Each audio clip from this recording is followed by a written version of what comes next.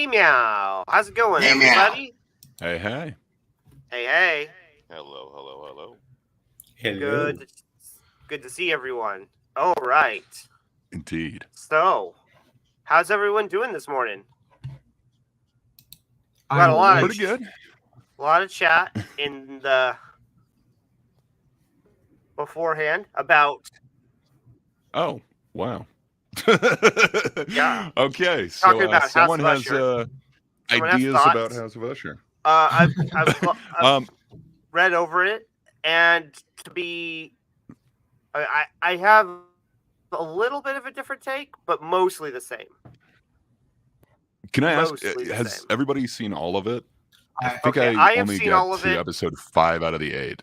No, okay, I've Okay. seen all of it, and I was underwhelmed, to say the yeah. I was The whole time, underwhelmed. or just by like the ending? That's generally the criticism No, I the hear of whole Flanagan. thing. He doesn't stick the landing. No. Okay. The whole Fair enough. thing was not great because, one, I did not enjoy like the. Okay, so understanding people's motivations is sort of key, and I feel like not understanding the supernatural element, but it being so present, actually made it worse. Interesting. Out of curiosity, Hydra, Dorcas, Galente, you guys see any House of Usher, or is this like a two-way discussion? I'm afraid, as usual, I am illiterate on the topic of movies. And I'm a bit out of the loop here as well. There are a few horror movies I enjoy, but by and large, it's not my preferred genre. Yeah, and I got that feeling that this right here. Let me pop it up. I wouldn't say this confidently, but I did get that impression. Yeah. So I just finished the Telltale Heart episode last night. Not a huge fan of it. I didn't think that one meshed quite well. I thought, mesh. I guess it's a heart mesh. Anyway, I thought that was kind of like telegraphed kind of from the beginning that was possibly where they were going with it. Interesting to see that's what they did. Yeah. I don't know. Parts of it have kind of captured my imagination. Mm-hmm. Like, yes, you do have to suspend belief that, someone's going to make a confession to a detective in this old rundown house where they're drinking like $1 million booze. That didn't bother me at all. That was possibly the best part of the whole series is that ongoing theme. Fair enough. I mean, to me, that's like, okay, what detective isn't just going to put cuffs on the dude and take him in? Granted, okay, no. I mean, he's a special guy, okay, special so maybe scene. They've got a hasn't history. been apparent now, but he has. No, they've got a history. Well, no. Not just that they have a history, but his case is imploded. There's no case. There's no case against the guy. Okay. Well, he is confessing. Okay, fair enough. He's giving his full confession. This is but a I guess there is lifetime no of case. him getting away with it. Also, he has a lifetime of him getting away with it, and so fair enough. Him just sitting there being like, okay, this guy is kind of flaunting. Even if I brought him in, nothing is going to stick, kind of thing. So that's why he's got the recorder there. He wants to get everything on the record, and yeah, it's the full confession. Why wouldn't you record it? Yeah. I mean, like, to me, that requires a little bit of suspension of disbelief, but I don't know. I'm kind of digging the way that they're doing the thing that they're doing. So I guess without spoiling anything, like the kind of conceit is each episode is somewhat like a Poe story. So like one of them is the Telltale Heart, one of them's the Red Mask of Death. Yeah. So I mean, like, it's kind of an interesting conceit. Hey, Lucy. So it's the House of Usher is what we're kind of talking about now. It's the Mike Fall Flanagan of the House series. of Usher is the full title. Yeah, the full title. Fair enough. So I don't know. Like, it's interesting. I think parts of it kind of worked for me. Like, I do kind of like the conceit of the supernatural lady being in place of whatever the implement of death is. that's kind of cool. I don't know. I think parts of that are done No, there are definite parts well. I like. I think that the first death is the best death by far. I Yes, don't. I agree. The rest of the deaths, I feel like are forced. I The don't monkey feel one like. was interesting. I don't feel I don't like know. I liked it. the monkey I one. had tension. Okay, no, wait. So the monkey one, there's a certain level of cause and effect going there, but it didn't connect to like really anything that the person it didn't poetically connect to the person's job, their character flaws, or anything like that. It was Impulse just control. what? Impulse control. No, they don't. That person didn't have impulse control issues. I don't know. No, I mean, Fair enough. well, I would say I could that see how you could classify it differently, but the what is it?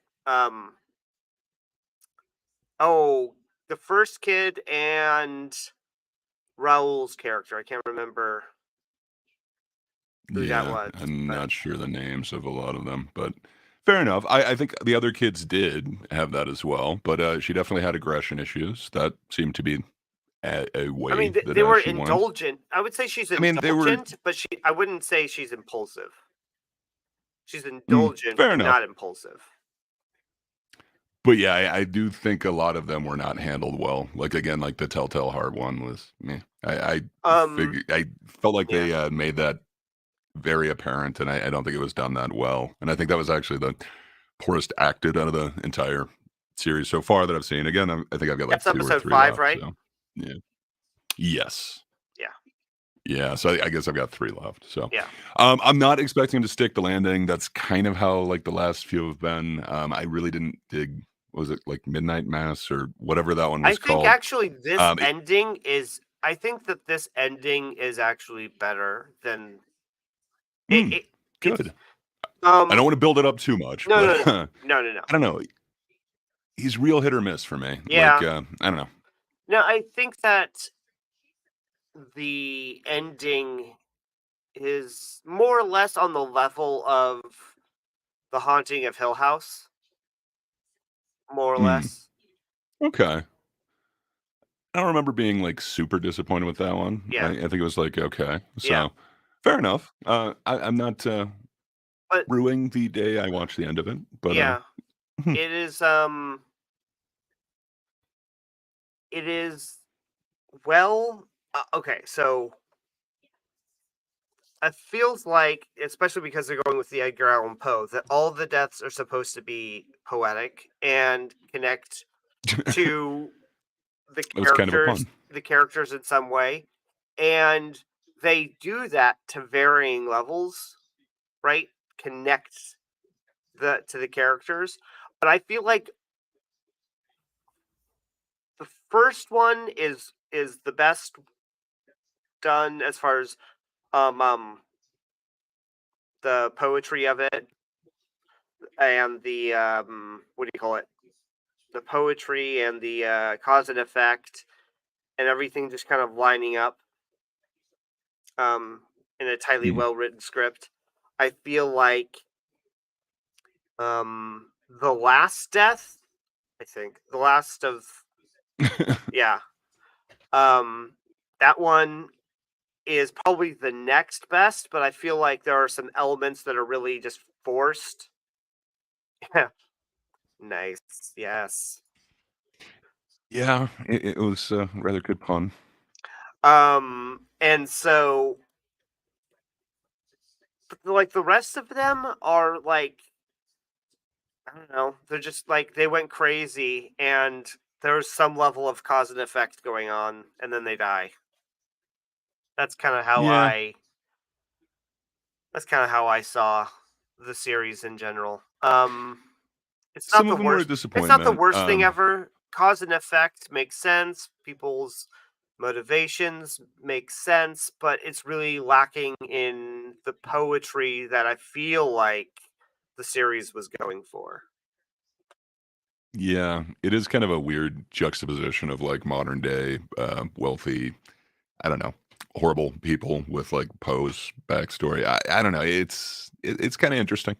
Yeah, I don't know. I think elements of it are done well, but yeah, I don't know. Parts of it really make you really suspend your disbelief, and yeah, I don't know. So far, I'd say it's more positive than negative for me. I'm liking this a lot more than his last couple. I I actually really enjoyed Midnight Mass. I just felt like the end was a bit of a mess. I I think actually that's what ruined it for me. disliked the concept of Midnight Club so much that I didn't actually watch it at all. I actually didn't realize that existed until just before this, so I haven't watched that either. I meant the one before that, not Hill House, Bly but Manor? yeah, Bly Manor was that's the great. one. I didn't like the ending of that one as well, but Really? I like his work a lot. Hmm, Like I was a fan of Doctor Sleep. Like it's really weird the way that he kind of married the Shining the movie with sure. Shining Okay. the book in the kind of way that it's woven together. It's not exactly that book, but I like his depiction of it. Sure. That one I really like, and then he's got a couple other Stephen King adaptations that were pretty good. Again, that like Gerald's Game is pretty awesome, and then there was one other one that I kind of dug from him. But anyway, he's real hit or miss for me, but I like the kind of mood that he sets with it. Like it's a good horror mood. I really dig Hmm. that. I kind of dug that about his Netflix ones, but yeah, I'll have to check out that Midnight Club. I've never even heard of that till today. Oh yeah. That was last year's. Mhm. This one was his last. That was his previous entry, Midnight Club. This is his last entry for the 5-year contract that he had. So we'll get to see what happens next after this, if they renew it or if they move on to something else. Who knows what's going on with the acting strike? So that's very Fair interesting. enough. What's going to happen Yeah, there next it is kind year? of I interesting really how he always wonder. uses those So same characters. they had, what is it? Someone's been striking whatnot with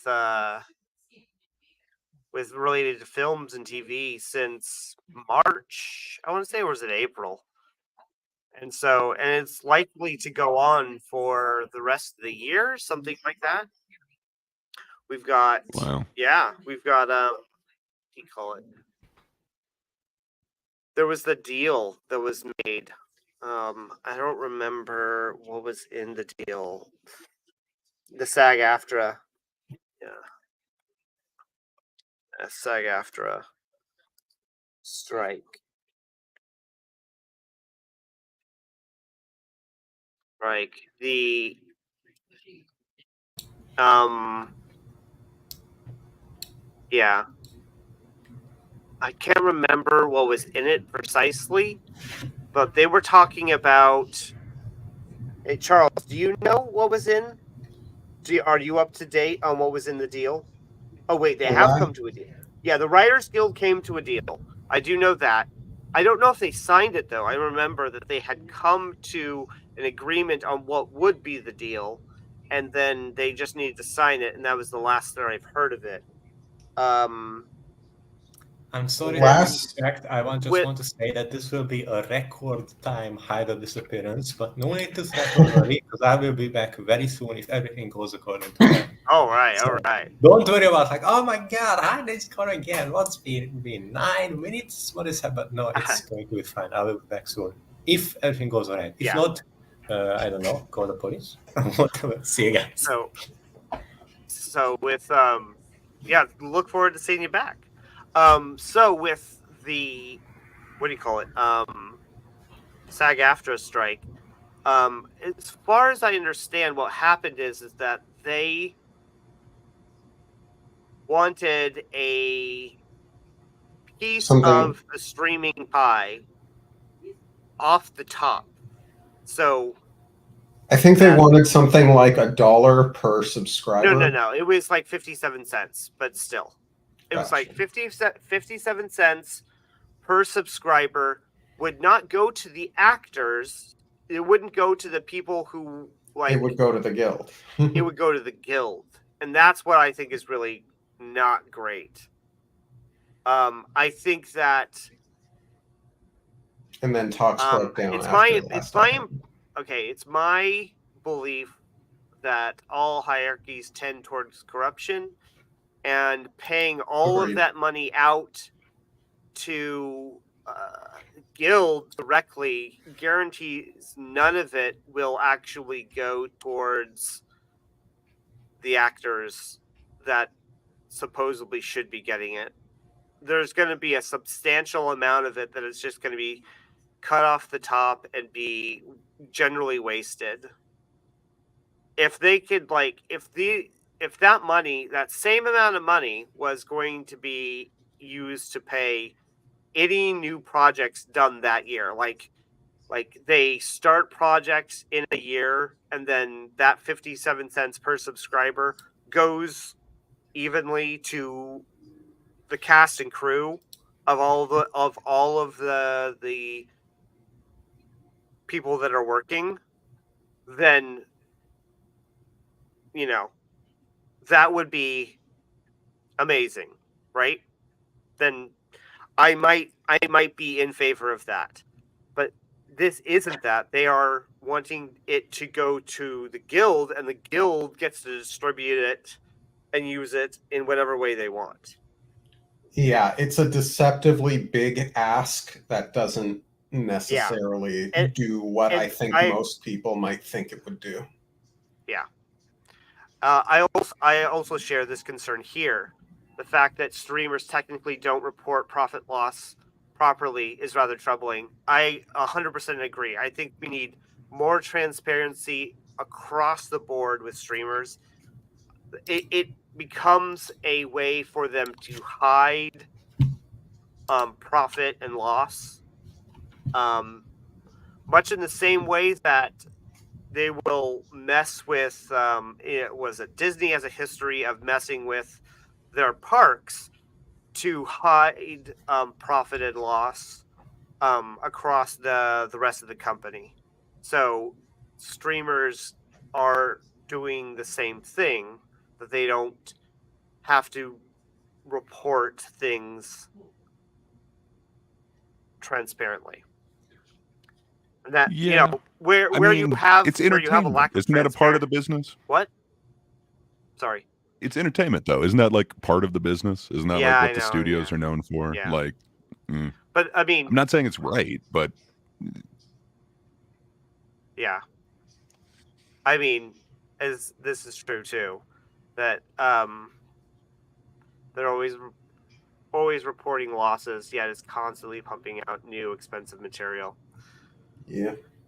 It's like the way that they cook the books are just crazy. I know a little bit more about the music industry, but like it is crazy. For like an album, the artist gets pennies and that's it. Like it is crazy. Okay, so here's the thing. If that was fair, right? Like if you were getting the same amount of money, more or less, right? But you got it up front rather than on the back end, that would be different. But that's not, from what I understand, they use that as an excuse to not pay them later down the line. Is that correct? Yes. Yeah, well, what's really stupid is like you have to pay a percentage, like I can't remember how many points it is, for new materials. So new materials would be like a printed CD.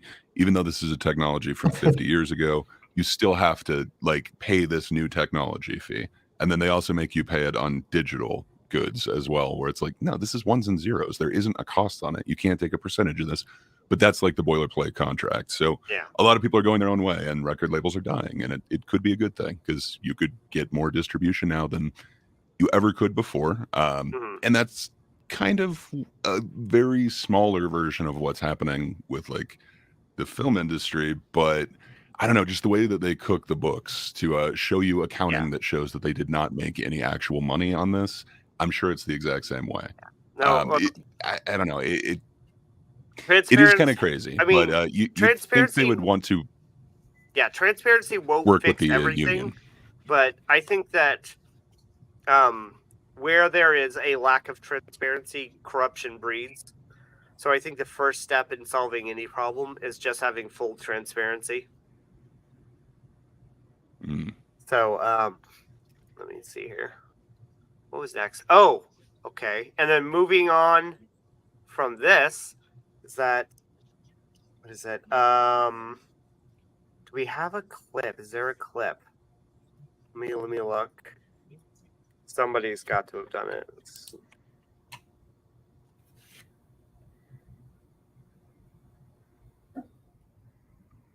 I imagine you're looking for yeah. Snow Okay. White There clip. was like 50. Yeah. Okay. There should be a trailer. There is a trailer. Let's play it. There's no way they're gonna get us for that. They would. That company, I feel like, would love it, right? I think so. Other Probably. other YouTubers have been sharing the clip, so Okay, good. it's not very long. No, it's like 50 seconds. So I just think it's funny that this is actually a thing. It will be even more of a thing. Once upon a time, I'm sorry. in time a prince would come. Once upon a time, but now that time is gone.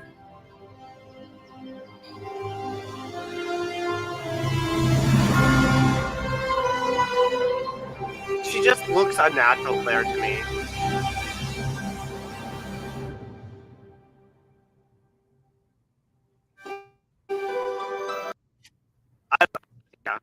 I don't know about you. So, in case you didn't realize who that was, that's Brett Cooper of the Daily Wire, and so the Daily Wire is going to be making their own Snow White.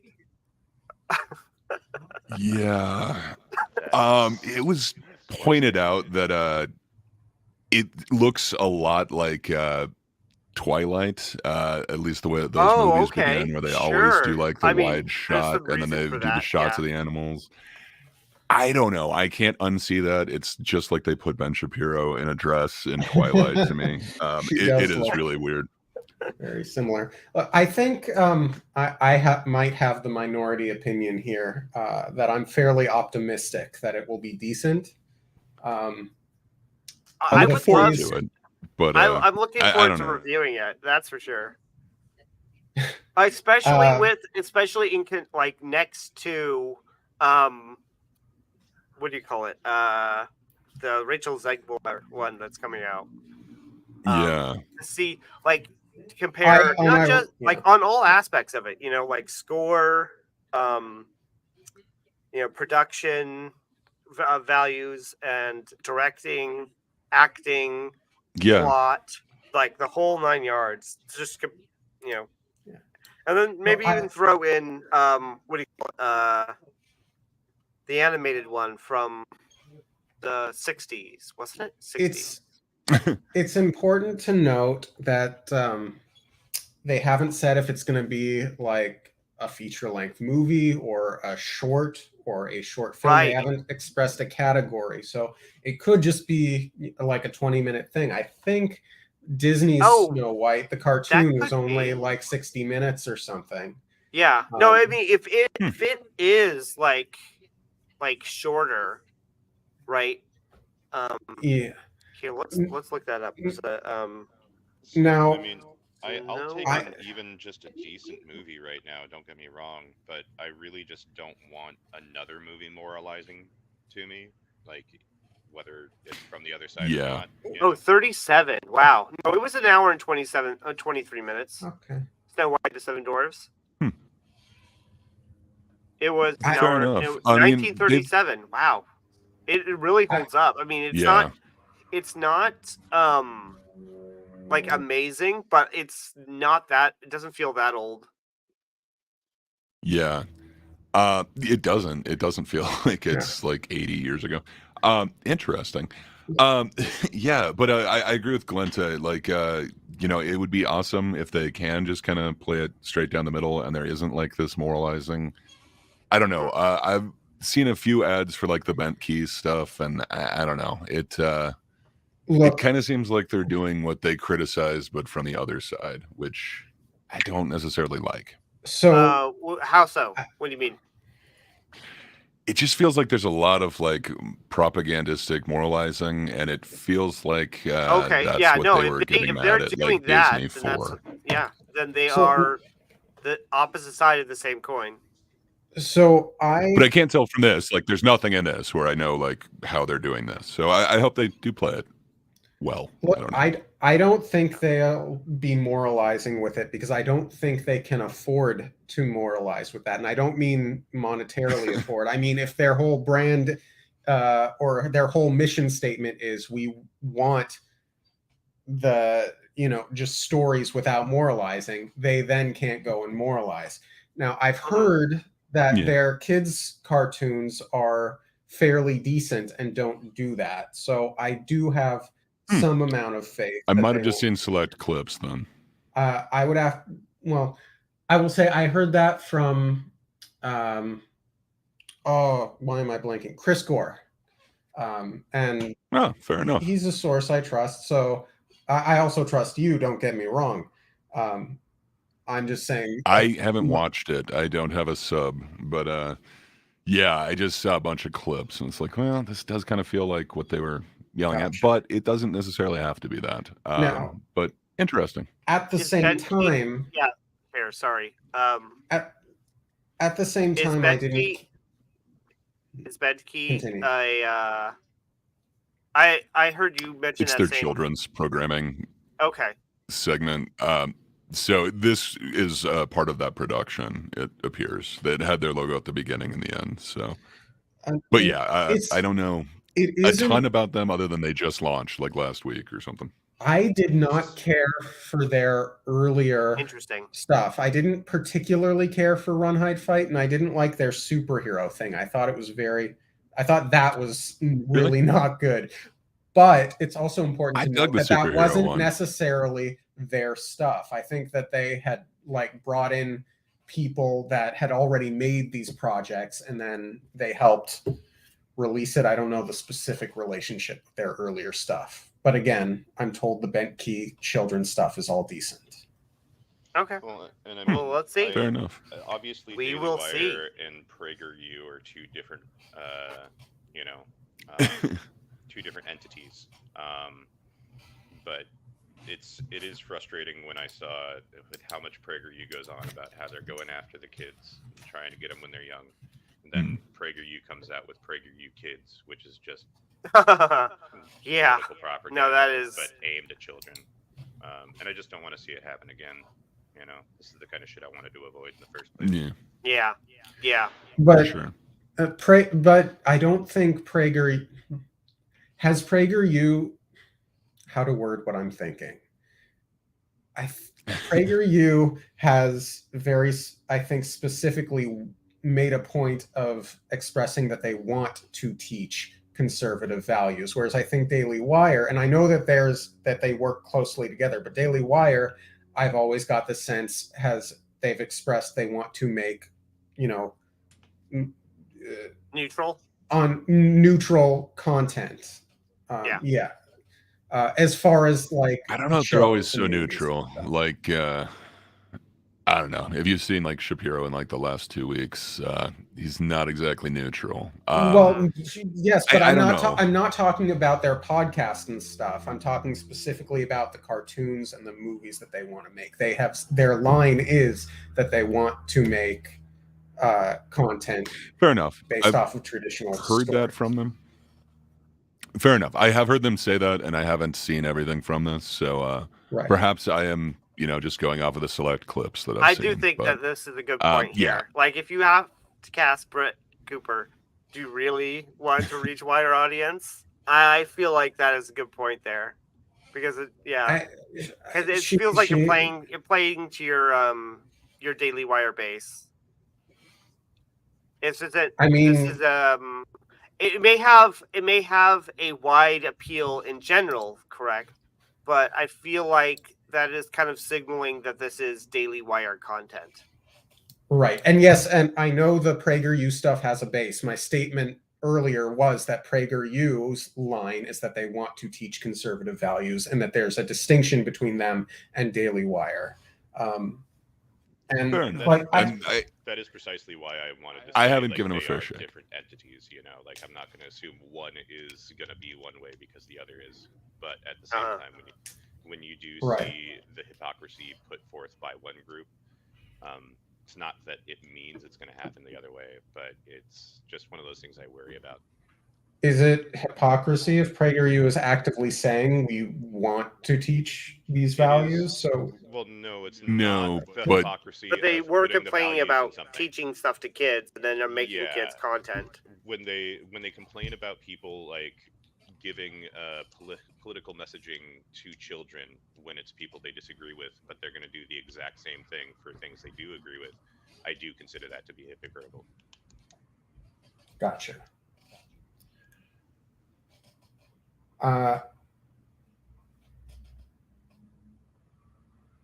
And so, yeah. So I don't know. I don't know if Brett Cooper can act or not. I didn't like if we're going. There's really not much in the trailer to show whether or not she can because it's just her turning around.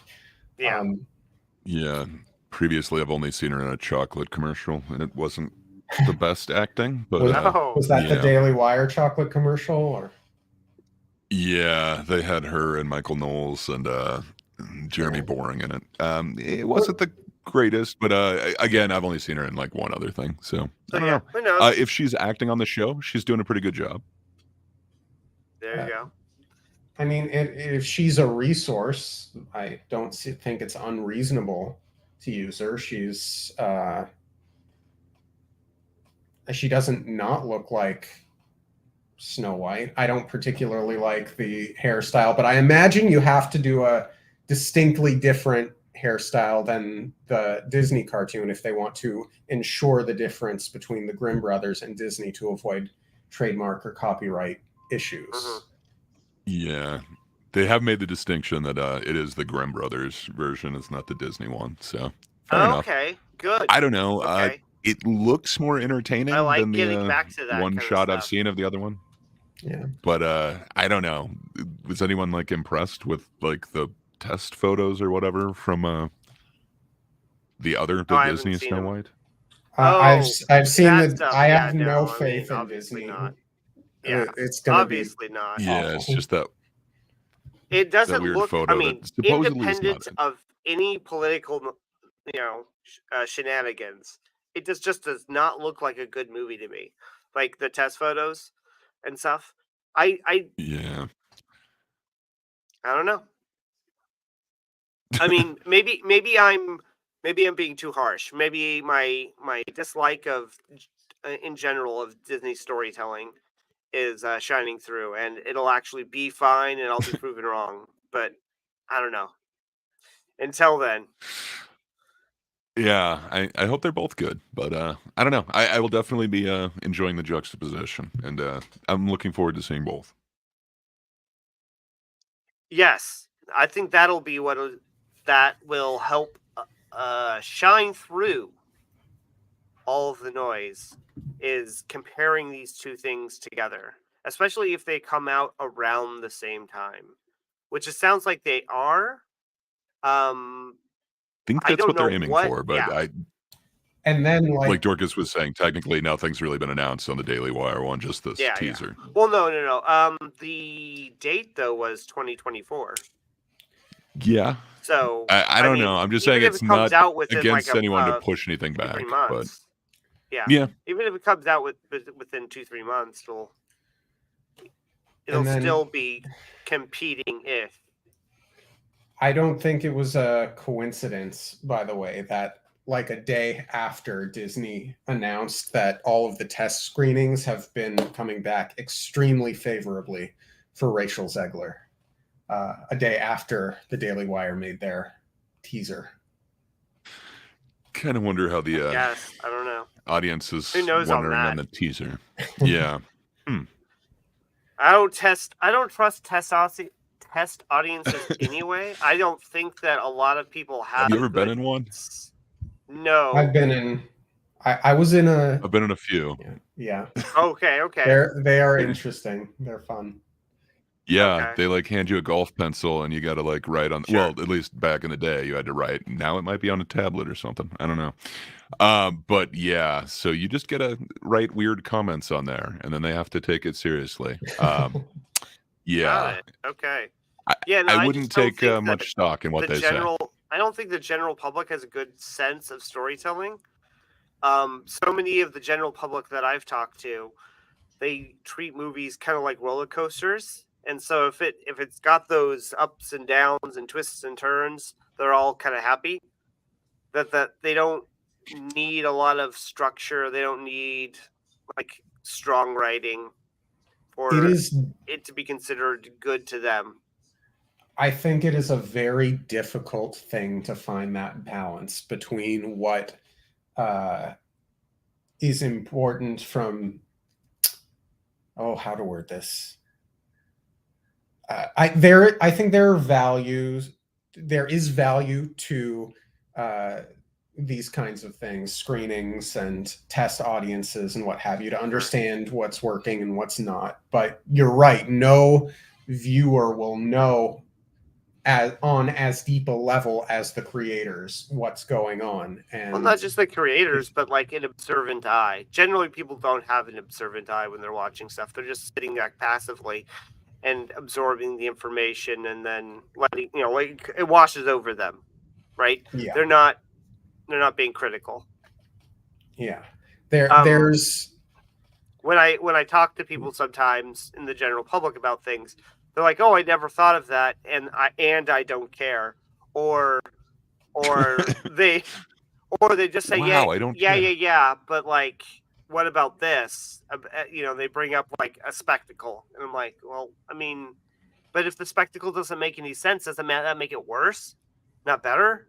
And they're like, no, I don't know. I think you're thinking too much about it. I'm like, I put think my head in also, my hands at that point.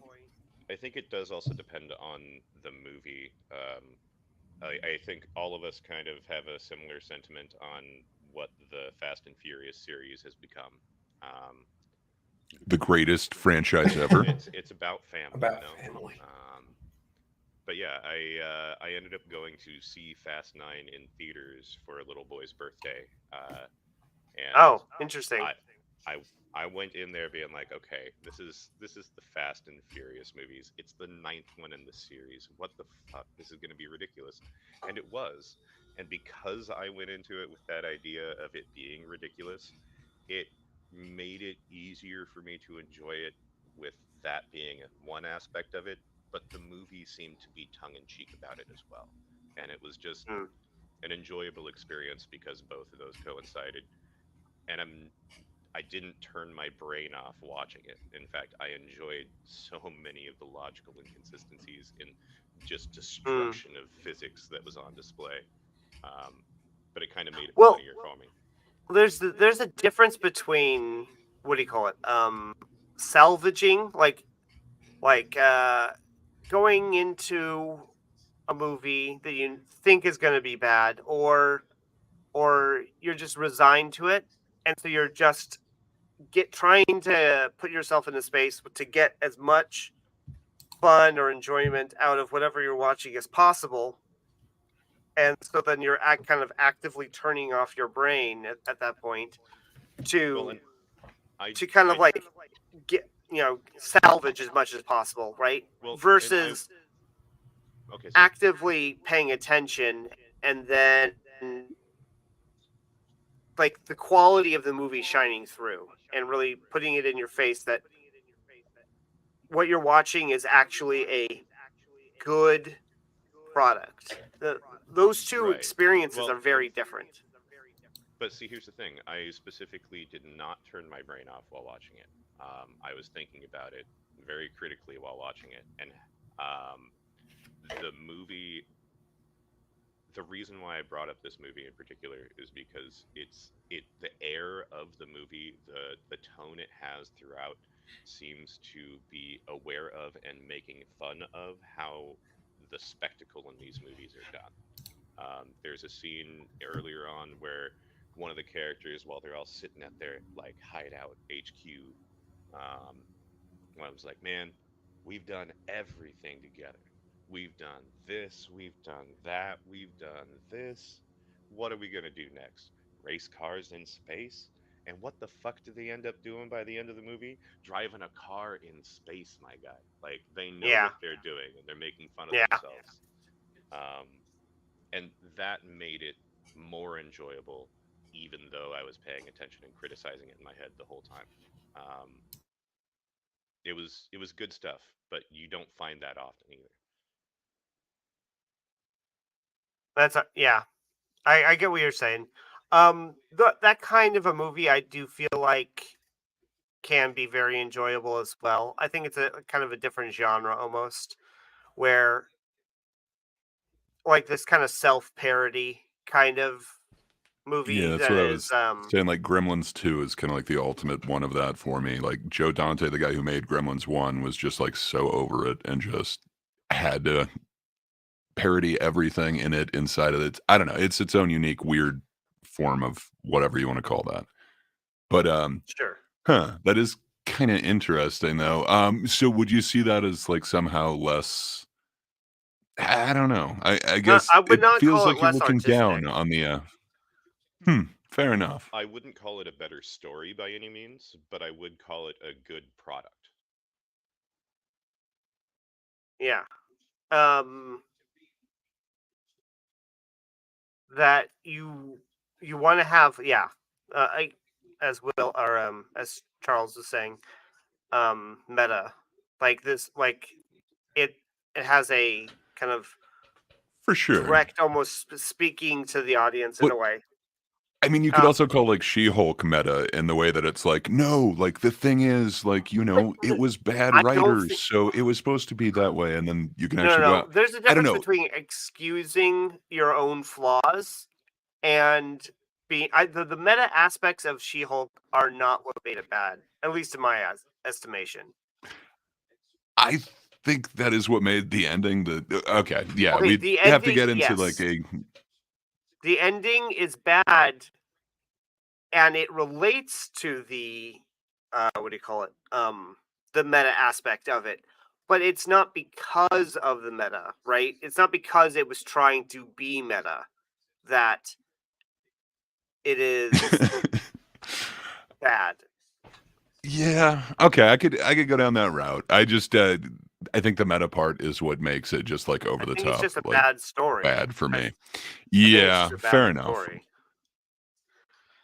And it does seem to be a Where way to excuse bad writing. where Yeah, we veered off, but yeah. sorry. I mean, like I with just think like no, yeah, meta with doesn't She-Hulk. necessarily mean that type of Yeah. comedy. No, yeah. With She-Hulk, though, I mean, they had a narrative. I didn't like the narrative, but they had a narrative, right? And then it came to the end of it, and then they're like, "No, we're not going to do this. We're going to do something else." And they kind of hand waved away all of the issues that they had brought up in the series, and it was like, "Well, what's the point of that?"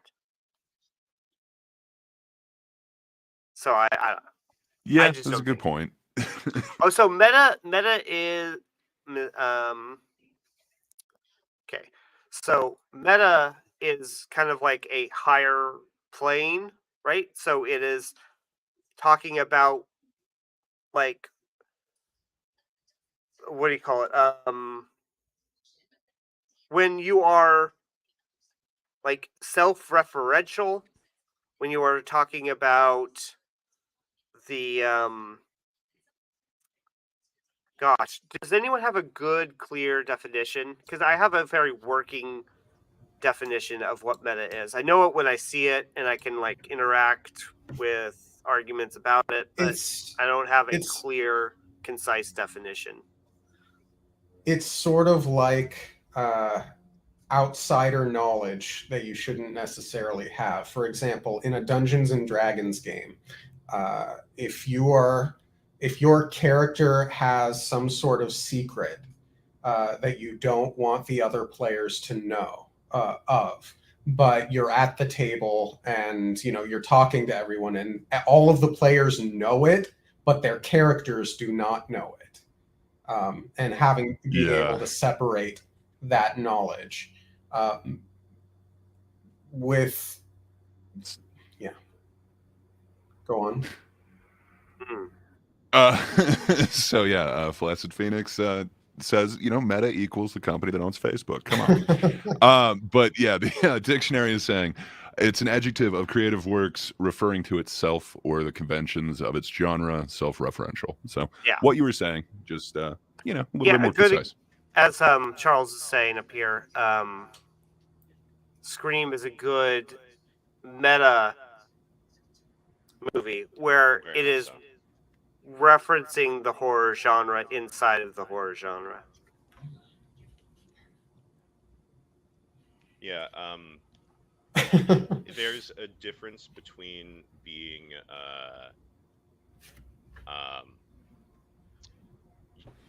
there's a difference between lampshading and being tongue-in-cheek. And both of these things can be done in a meta or non-meta way. And I feel like the more excusatory bad writing devices that you see that you were referencing earlier, that usually ends up being lampshading, because it's like, yeah, we know it's bad, but we're talking about it, so that means it's okay, right? But I don't know, when you're tongue-in-cheek, it's a bit different. Like, I feel like Fast 9 was that way, and I feel like Snatch, Lock, Stock, and Two Smoking Barrels were both that way. Just sort of knowing what it is and taking it over the top, but having fun with it,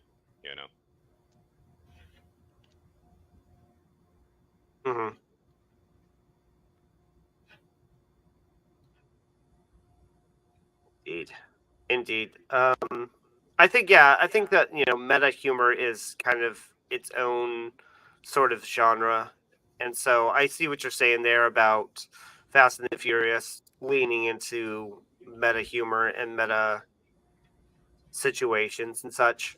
So,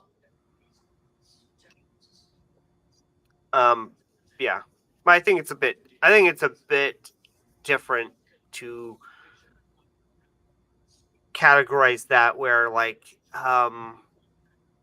when you are salvaging, right?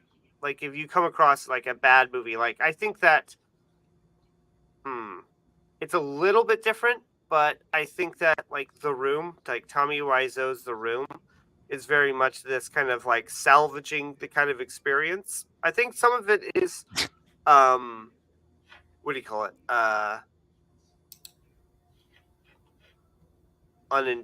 Not unintentional, like involuntary. Yeah, Revisionist history. No, it's involuntary. Like people laugh at it. Like they have. It's so absurd and so poorly acted that like it comes across as unironically comedy at points, and so they just laugh involuntarily. I think to the audience it does. Now, but like I to feel him, like he has changed it. Now he seems to be in on the joke, but at first he was fighting that hard. Yeah, but I think that a lot of what I would class, I think that the mentality that lets you laugh at something is supposed to be strict drama is a kind of like salvaging kind of experience, salvaging kind of mindset. And so that is very much the kind of thing that I'm talking about, where that one is much it's heavy, or what do you call it, a lighter cognitive load that you're having to engage with to get those laughs, to get that extract that humor. But I think that so it's on a scale for different movies where you're going to have actively working to get that like I think a medium, maybe a medium, or maybe somewhere lighter. How you explained Cocaine Bear, right? How once you just kind of let yourself be like, okay, this is based off of reality, but it's not reality at all. And then just kind of Never lean again. into it. That led me down the wrong road. I completely no, I can't go down there ever again. Oh, really? But Okay. yes, I know what you're talking about. It did me wrong. It did you wrong. It did you dirty. Okay. All right. And so we actually, does anyone want to jump into some Hassan nonsense? Assonance? Wow. Oh, Yeah. what has he done now? Well, okay, we got like a clip here of him, going over the Israel bombing a hospital and like him explaining it. I'm sure he has a reasonable, mild take on this. So this is like a hard right into serious topic here. Couldn't think of a good segue. Sorry, guys. But we can. Here, let me pull this. All right. Okay. So. I support Israel. Sorry about this. Sorry about this drastic change in topics here.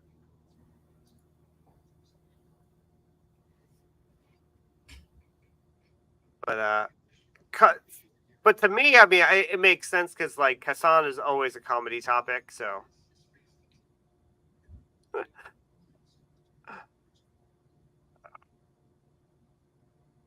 Okay. Yesterday, an explosion at the Al Ahli Baptist Hospital in Gaza City on Tuesday killed hundreds of people. Gaza's health ministry said the number was 500 and increasing. We still don't know what the official count is. I have no reason to disbelieve the Gaza health ministry in this circumstance, especially after seeing those videos. It was a densely packed environment. It was a densely packed area full of civilians, and we found out that the missile actually hit the courtyard and not the hospital itself. Earlier reporting on the ground, unfortunately, due to a lack of access to any kind of verification on the ground, given Gaza's circumstances under occupation, heavy bombing, no electricity, no internet. Internet is very patchy. There was not enough verification. Man, so I don't know. I like,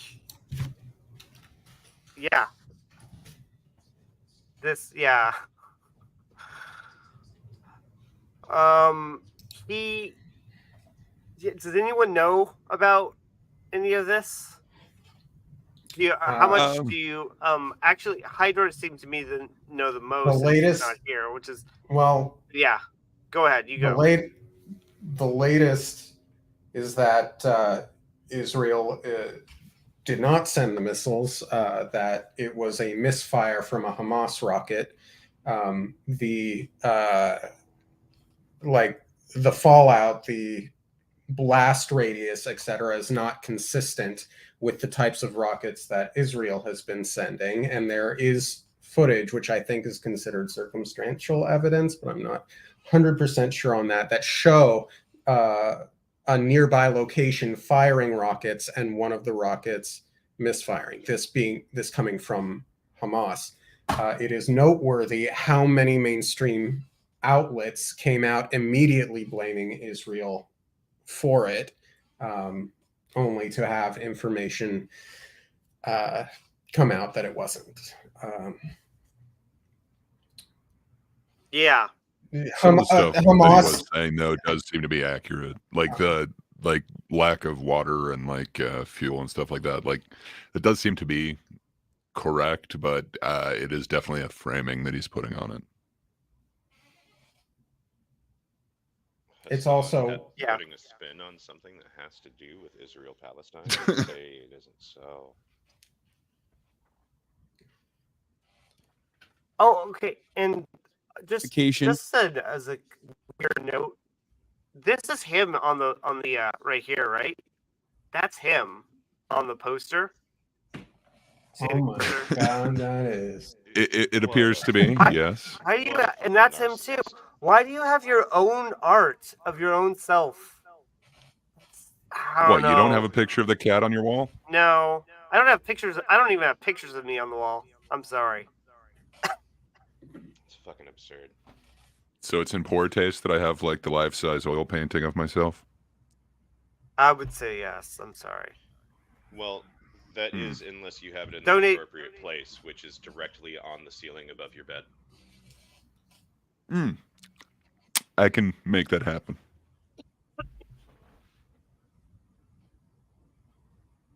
Why is this doing this? Why are you doing this to me, internet?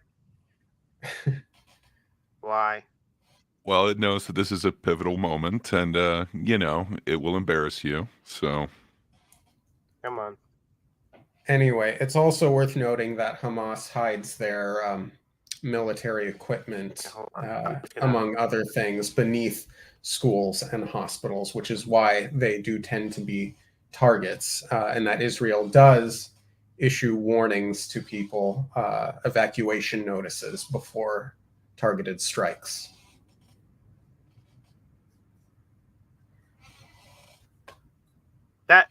That buffering was a lie.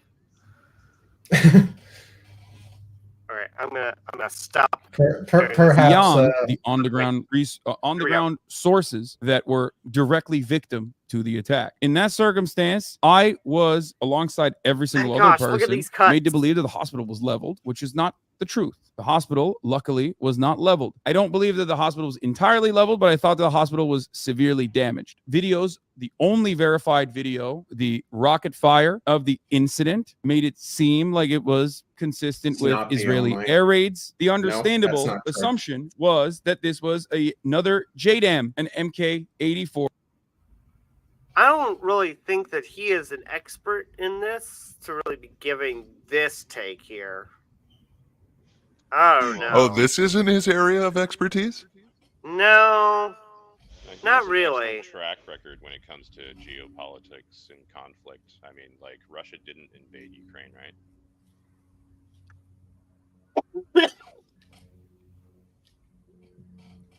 The day before Russia invades Ukraine, he's on stream saying they'll never do it. Why? That's so stupid. Why would they? Yeah. I don't know. Hassan how many is people listen dumb. to Hassan about this shit. Yeah, you're not lying. Yeah. Hi, Bimo. Oh my gosh, why? Internet. Anyways. So Bimo, why aren't you here? I do like his Bernie meme though. His Bernie meme is pretty great there in the back. Bernie provides more to the react Oh, yeah. content than Hassan does. Well, he's there more consistently. That is true. And what are the? Is that candy corn on the floor? What is that? I'm only referencing this stuff because it's buffering. I'm just finding stuff to do while it buffers. Well, and Just in there's case a you're lot wondering. to take in here. Like, it kind of reminds me of the E EFAP 01 going over. Oh, James yeah, yeah. Astor's room. Hmm. There's a lot to unpack here.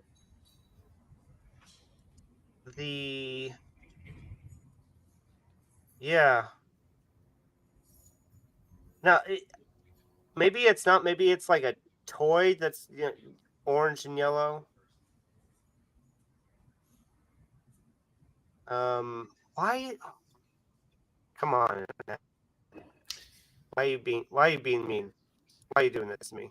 Or Israeli rocket. This is a rocket that Israel has used time and time again on civilian residential areas. Israel also has zero credibility on the matter when defending their bombing campaigns. Why? Because they have, one, lied routinely when they have sniped people with IDF sniper rifles. They have lied routinely and then had to later retract when they've done bombing campaigns as well, including 5 Palestinian I don't know about this stuff. I mean, they're having the So a lot of residential targets are hit, but kind of what Dorcas is saying, they specifically hide like supposedly like bases and actual like military headquarters or whatever in like either residential or medical places. It really is kind of You know, I don't know And then exactly is- how you Andrew, do why the that. fuck do you have to be so mean? You know I want to be here. You start doing it now when I can't be here, and I literally have to go at any minute, and then we'll come back later. And now you start with the fucking military shit. You fucking did- know that I- this I- is the cream of the I wanted to fucking keep show that I talking wanna about be here for. SAG-AFTRA. And you We didn't just even get to have IATSE. start it in the specific window when I have to be there. I told you the time will be fucking Oh. back. And you were just, You know no, we'll no, no, lose no. at this any We're going time to you're here. start it that moment. You can't wait another 10 minutes. No, it has to be done now. Fucking. But again, Hamas uses its citizens as human shields, and Israel sends evacuation notices and warnings. And I missed the most important part. And what did he even say? He said the Israel uses what rockets? What? What is he even talking about? Rockets? I And missed again, it. That's not a there- rocket. Israel What do you also mean? has Yeah. zero credibility on the matter Wait, when wait. defending. Okay, no, now you gotta show it to me because I have to move. I literally have to go any second now. Just wanna let you know, but I am fucking here for this anyway. Hassan has zero credibility when defending Hamas because he. Hassan doesn't understand routinely anything lied in terms of about- military. Okay, it's I He's mean, not it's a hard to have particularly smart credibility when fellow, Hamas but is in defense. some of what he's saying isn't necessarily wrong. It's just framed, and it's like I don't know. It just makes me wonder if he knows what he's doing or if he just is getting lucky. But yeah,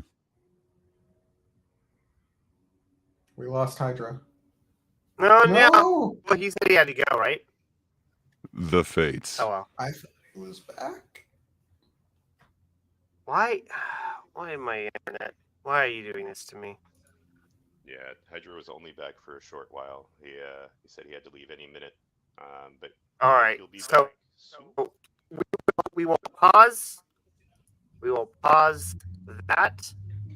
But I'm waiting for Hydra. It will be but nice. Hassan was lying. There are other videos that suggest otherwise. Yes.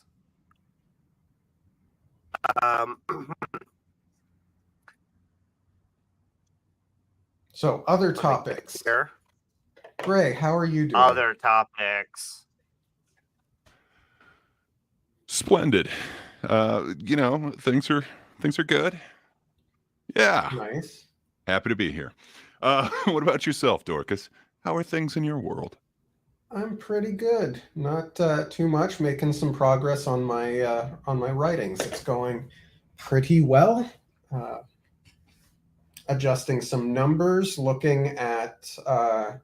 I'm starting to turn my head a little bit more towards business-oriented things. Looking at company, making an LLC, and going through some copyright and trademark processes, educating myself in that manner. It's exciting. Yeah, don't skip that. It's kind of important. As I'm learning yeah. from the ISOM drama. Yeah, but Yeah. I'm really excited for you, man. Glad you're making progress. I know you've been working towards this for a long time. Thank you. Yeah, that's really awesome, man. Congrats. That's really awesome to have some drive and motivation and be moving towards it. That's awesome, man. Thank you. Yeah, I say it frequently, but I really think there's something special here, and I just need to like bring it home. You know what I mean? Yeah.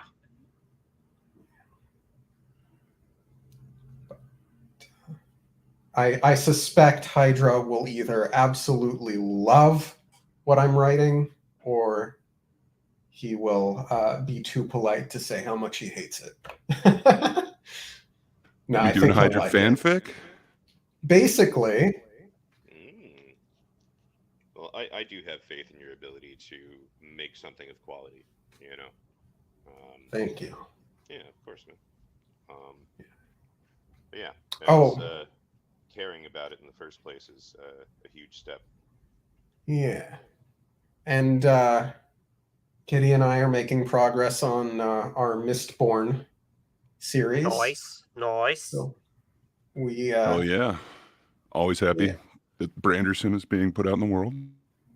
We'll get you on there at some point. Gray, if you have a specific chapter that you are particularly fond of, we'll bring you on to cover it with us. But no spoilers. Nice. Okay. Nice. I do need to brush up on my Mistborn. It's been a few years, but yeah, I'm even a few behind in the new era. So yeah, Well, I it's need hard to. when he comes out with new stuff every day. BMO. Yeah.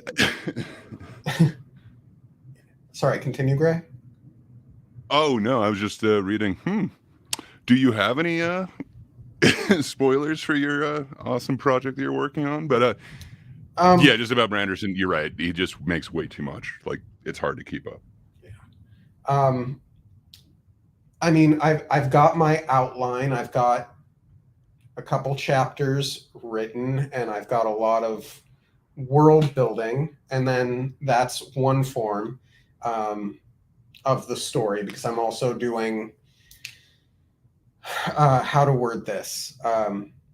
I've got the novella, which is its own sort of prequel to the novel, and then I've got a lot of lore that I'm writing that I will utilize in a unique way that I won't spoil. That sounds awesome, man. Like, way more thought out than anything I've ever dove into. Way too cool, man. Thank you. Oh, and I've gotten some artwork. My artist is working on the book cover as we speak. It is incredible.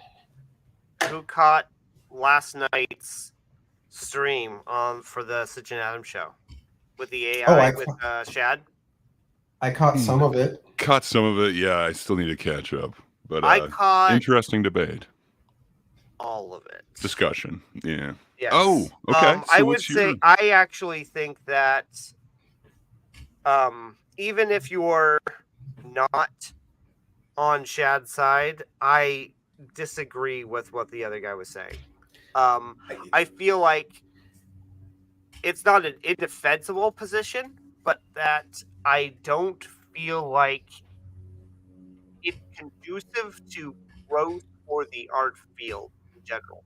I feel like his is a bit of a Luddite kind of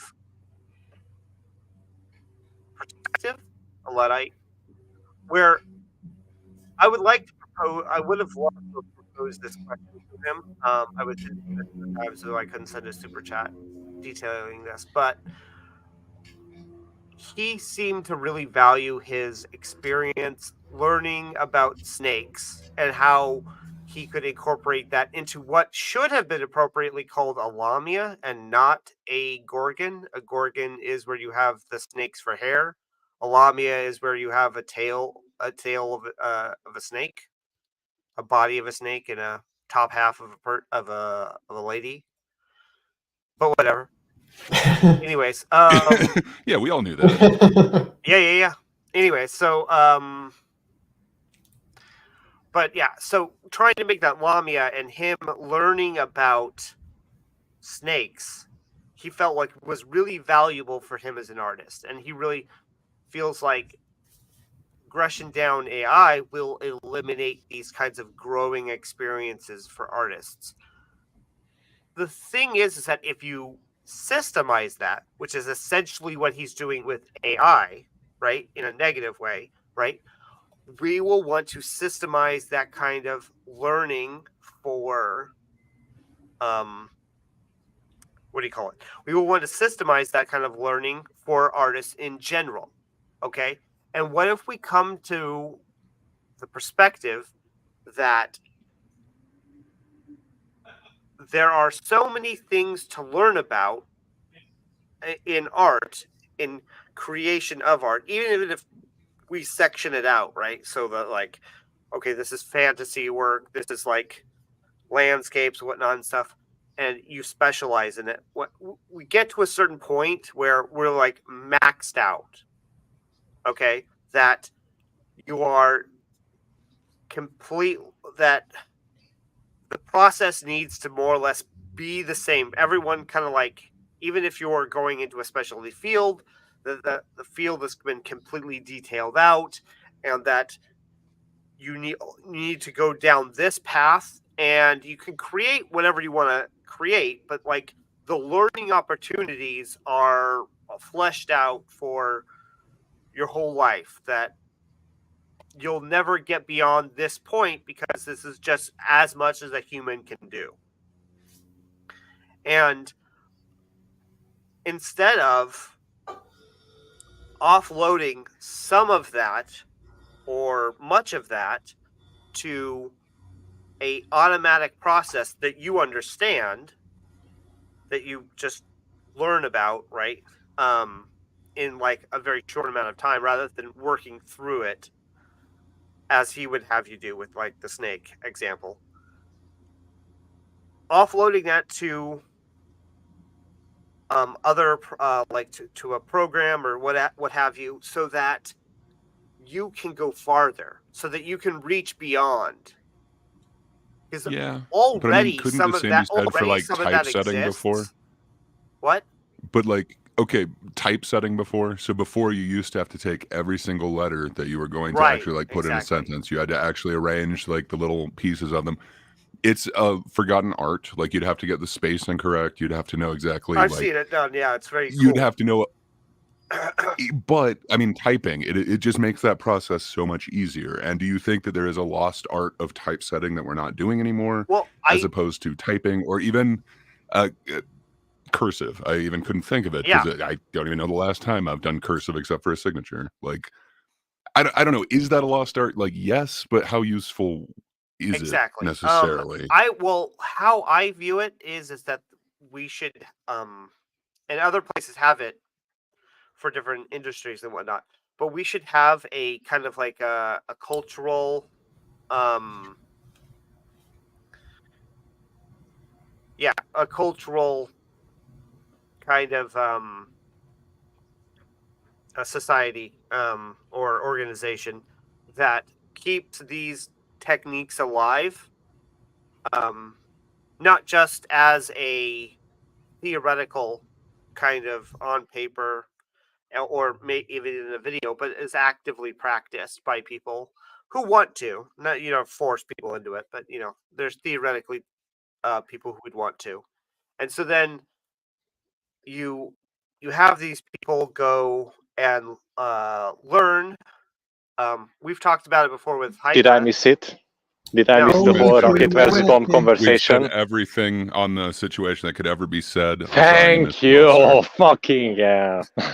no. No, we stopped for went- you, sir. We stopped for Thank you. you. We went to talk about AI. Thank you Art. But so I think much. I just, I think please, BMO has I'm a the point with I'm the resident armchair warlord. Okay, you have to include me in this conversation, or okay. else I'm going to bounce on this for a coming week and munch at your ears for not letting me be here. Okay? Yes. We stopped just for you. We'll get right back to it. Yeah. I'm sorry. I know I'm a BMO's got tyrant, but point. thank you so Yeah. much. So I feel like like AI art is different than a handmade thing for sure. I view it kind of like clip art. Like you would view that differently and value that differently than a handmade drawing, right? Like right. it's for me one step up from clip art, but it's a tool. Like it is something that you could actually mold, where clip art is kind of its own thing. But I totally understand what you're saying. And BMO is an artist, so of course that would mean more to them. Like there is a skill in that. Like the same thing, like I don't really mind having some IKEA furniture, but I could understand where like a furniture builder would be like, what the hell? That is not the art of furniture making. And they're right. So I don't know. That's just kind of like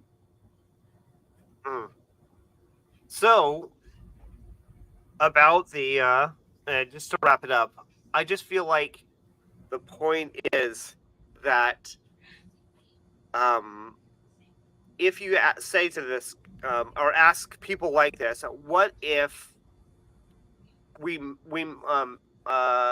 actually gone too far, and that your ideas about how artists should interact with art needs to be dialed back if we were to systemize it, and we actually won't really progress with art at all anymore, because what artists should be doing is gaining that gaining this information and these tools, and we're more or less at where we are we're at the end, that if we're going to be not taking shortcuts, then we've actually just maxed out. What would he say if like, not that that's not me saying it is definitely true, right? But me just proposing. If I just say, okay, we have your way, and we implement this as a system, and it determines that we're never going to progress from where we are right now. Is that okay? I feel like he would. I feel like he would.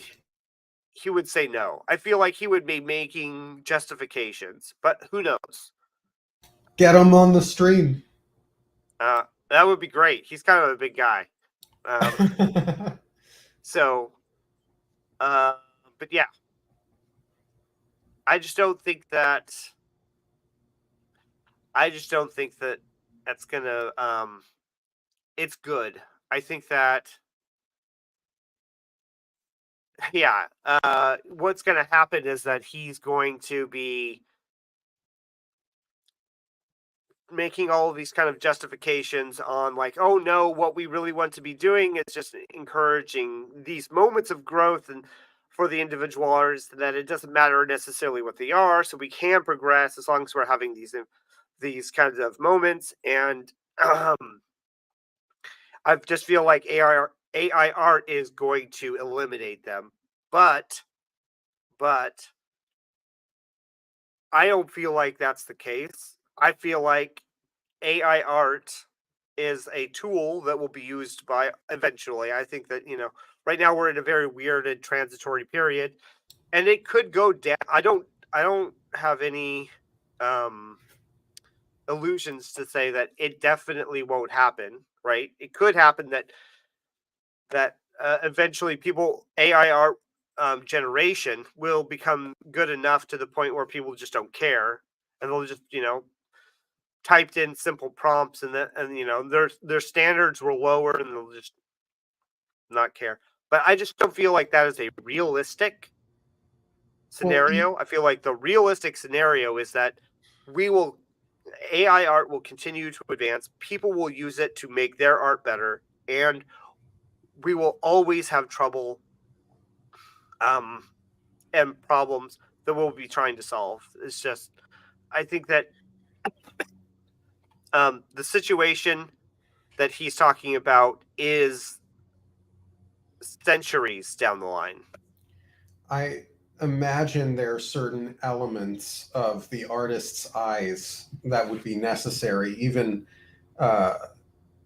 it's like you need to see it as a whole. You can use the AI to make one piece of art, but if you're making a whole story and you need to work on framing, if you're a person who hasn't had any training in story structure and angles and I'm going to think on this one a bit longer until I can get the right vernacular. Someone pick up the ball. No, but you're right. Like, perspective and lighting and everything like that. Like, it really does go into art, and it can really change it. It can take it from like a 2-dimensional thing to a 3-dimensional thing. It would be nice to have that basic like knowledge of all of it, and then use this as a tool to achieve that.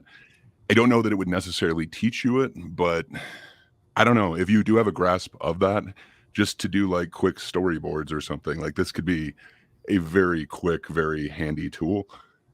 I don't know that it's necessarily going to replace an artist, though. Yeah. I mean, it could eventually, but I feel like artists themselves aren't in danger, because there will always be like artists learning these tools, which eventually they will. Eventually, there'll be enough of them that are interested. Enough people will be wanting to be like Shad, that they will distinguish themselves, and there will definitely be people who make a firm line in the sand and say, no, not me, I'm not going down that road. And then there'll be the majority of people that will adopt it in some way, shape, or form, and evolve and become better. So I just, and those people will create the superior works of art that we will say is the really good stuff. That's just my perspective. Okay, but now back to All right, Hydra, you better be all warmed up for this rant. Let's go, man. I am. I am all here for the. Thank you guys for saving that combo for me, because that's all my area of expertise. I'm the weapons nerd over here. If we can get the video to play. Yeah, if we can get the video to play here. Let me know where we are in the conversation, and I will. It's pretty early. Inject my nerd wisdom. Yeah. Here we go. I pulled it back. Also, fuck Hassan. And fuck Hamas. That's just a side note. What is this? It's been paused. Why are you doing this to me, YouTube? Why you do this to me? You need to click somewhere then. Theme, like you know, on the consistent with Israeli air raids. The understandable assumption was that this was another JDAM, an MK-84 Israeli rocket. Pause. This is Okay, a rocket that pause. Israel has used time and time again. Pause. That's not a rocket, and that's not, and that it's not consistent with Israeli target. Okay, I hope you are all ready for some lectures. Okay, so it's not a rocket. That's a guided bomb. That's it's a bomb, that's right? from air. Yeah. Okay, yes, and not only is it any kind of guided bomb, it's one that has like an area, a maximum positional error of 1 meter or less. So this is an extreme precision guided weapon. There are essentially 2 solutions left in the who did it if we take the Israel did it route. It's that either somehow Hamas has some sort of found a way that managed to somehow get a JDAM, fly of course, and hit a hospital, or Israel decided to sacrifice all of their cred and almost all of the official international community having their back in one way or another by purposefully bombing a hospital. Now, you can take your pick, but personally, I think this is highly unlikely. I also find it pretty despicable that somebody who is watched live by more than 60,000 people like Hassan fucking doesn't even know what a rocket is and pretends to be an expert on this situation of like, oh yes, this is consistent with Israeli air raids.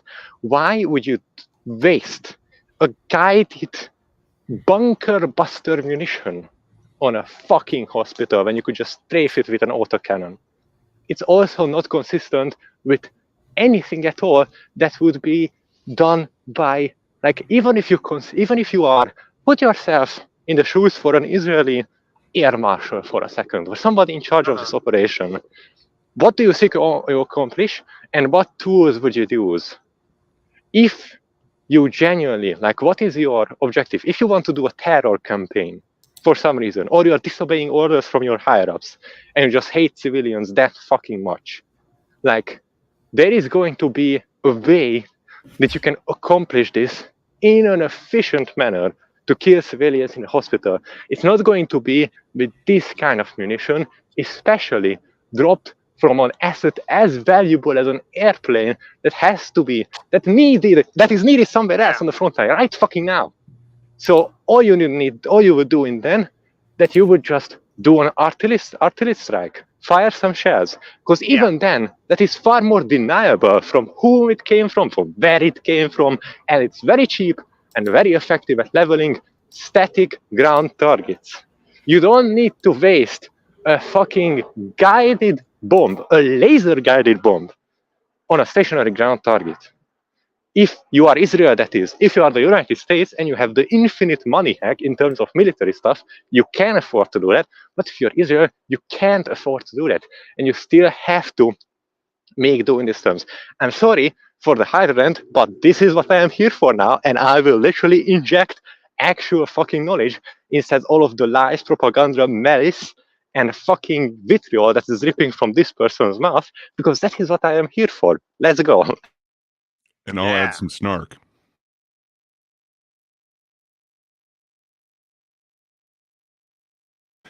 Here we go. Residential areas. Israel also has zero credibility on the matter when defending their bombing campaigns. Why? Because they have Pause. What? Okay, so first of all, it is not consistent with any sort of Israeli activity. I don't care where you get your news from. I would like you to point out a single instance when Israel has used laser-guided bomb-esque airstrikes on civilian targets before, on hospitals, or any sort of thing like that. I think you would struggle to find any credible news sources for something like that. And second of all, I don't care what you say, who has any credibility in what. You don't even need to listen to any sort of news sources. You have pictures of the event, you have videos of the aftermath, and what the destruction looks like. All you need to do is some knowledge, look up some manuals, look at the picture. You don't need any sort of political lens or any sort of newspapers. All you need to do is do some very fucking basic eyesight and neuron activation. But why would you do that when you have a political show? You wouldn't. That's the point. Yeah. But all you need to know is that you look for the honest truth and you will find it. Exactly. Come on. Why is it? one, lied routinely when they have Anyone know about this? I'm always a suspect. Okay, what does this have to do with the columnist? Al Jazeera columnist. Wait a minute. Propaganda. Bullshit. Yeah, it's propaganda, isn't it? That's Al Jazeera is a propaganda. Oh, nice. Why are you citing? So, I mean, this is the propaganda. No, it's not propaganda. Listen, this is the equivalent of saying Hassan agrees with. So yes, that's literally it. Is that I agree with it, therefore it can't be propaganda. It's essentially the equivalent of saying, look, this side is extremist and biased. Why wouldn't you believe me when I say they did a bad and you bring up propaganda and lies from their polar opposite in terms of geopolitics? It's like, yes, you are very smart, thank you. Now what are we talking about again? Oh wait, all you're saying is that you align yourself with this particular news source and therefore you wouldn't trust this particular group to this particular thing. Therefore, they must have done it. No. Yeah. Like, get back to the actual facts of the matter. Show the pictures and show the munitions. Isn't that what you're talking about? Yeah. sniped people with IDF sniper rifles. They have lied routinely and then had to later retract when they've done bombing campaigns as well, including Pause. 5 Palestinian. First of all, retractions are extremely common whenever there is war going on by both sides, because in the heat of the moment, they are estimating enemy casualties, especially with stuff like bombing. So if you are talking about retracting numbers, I don't want to do a segue or, sidestepping, but actually the Arabic nations do that a lot, especially when they revise numbers or invent battles that never took place and claim insane numbers. Anybody remember that? Like a bunch of engagements that supposedly never took place according to one side and definitely happened to the other side. So if you're talking about retracting numbers and posturing like, oh, this is one side's thing in particular, therefore this very specific bombing must have been then, is just, to any normal person, is it not obvious the logical hoops this guy is jumping through? How about you get back to the actual explosion and the actual munitions? Mm-hmm. What? With he doesn't want, or let me rephrase that it's not that he doesn't want, it's just that like these kinds of propaganda articles are good enough for him. It's that he doesn't have I'm not familiar with this one, but my guess, considering that he used Al Jazeera. Imagine me just arguing that, Hassan, everybody who is on the left is a trans pedophile groomer, and they all want to fuck children. And my proof is bringing up 3 PragerU articles. Thank you. I am very smart. I definitely figured everything out. 100% correct. No way I possibly made a logical mistake. Yeah. A part of me wonders whether or not Hassan's even aware of it. Yeah, 'cause N- I swear he no he's no. Dunning-Kruger. He's Dunning-Kruger personified. Like, Yeah, he is. All right, here let's get going. Children that were slaughtered in a cemetery on the last day of the last siege that Israel conducted on Gaza. They originally said this was a Palestinian rocket, and then later, a couple months later, retracted quietly and said, yeah, it was us, actually. So for that reason, and also the fact that an Israeli official openly immediately ran the propaganda line that, like, well, we killed a bunch of Hamas terrorists in this hospital, deleted it, and then retracted it fairly quickly on. And also the fact that Israel had bombed the hospital already on the prior Saturday. And I already addressed all of this. This is literally just not true. Like, I don't know what I can say at this point. This is it's the mainstream media rushing to try and be the first to cover the story, and many of them have political biases and anti-Semitic biases.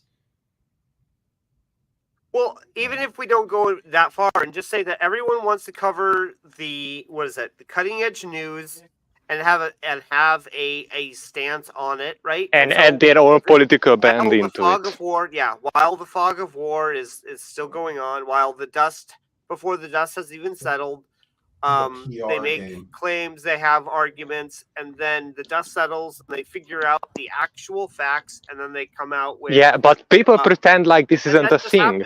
Like, how do like these people don't actually know because they didn't study it or anything. But for example, back in World War II, when Operation Barbarossa began, both sides were immediately dropping out numbers in the worst month of, like, oh my God, we've killed 2.5 million Russians, we killed 4.5 million Germans. None of it was true. They immediately rushed to be the first to put out their propaganda pieces, to pretend that this couldn't possibly happen on this particular group because they are so morally pure, or there couldn't be a misestimation in terms of numbers, is just blind.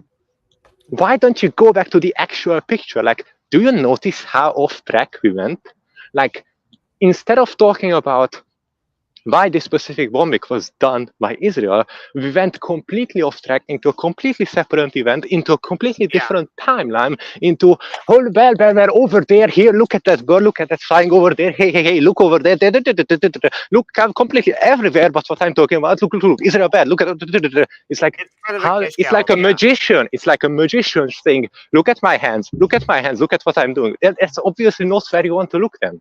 Like, this is exactly what's happening. Instead of just showing a picture. Has he even shown a picture of what he's talking about yet?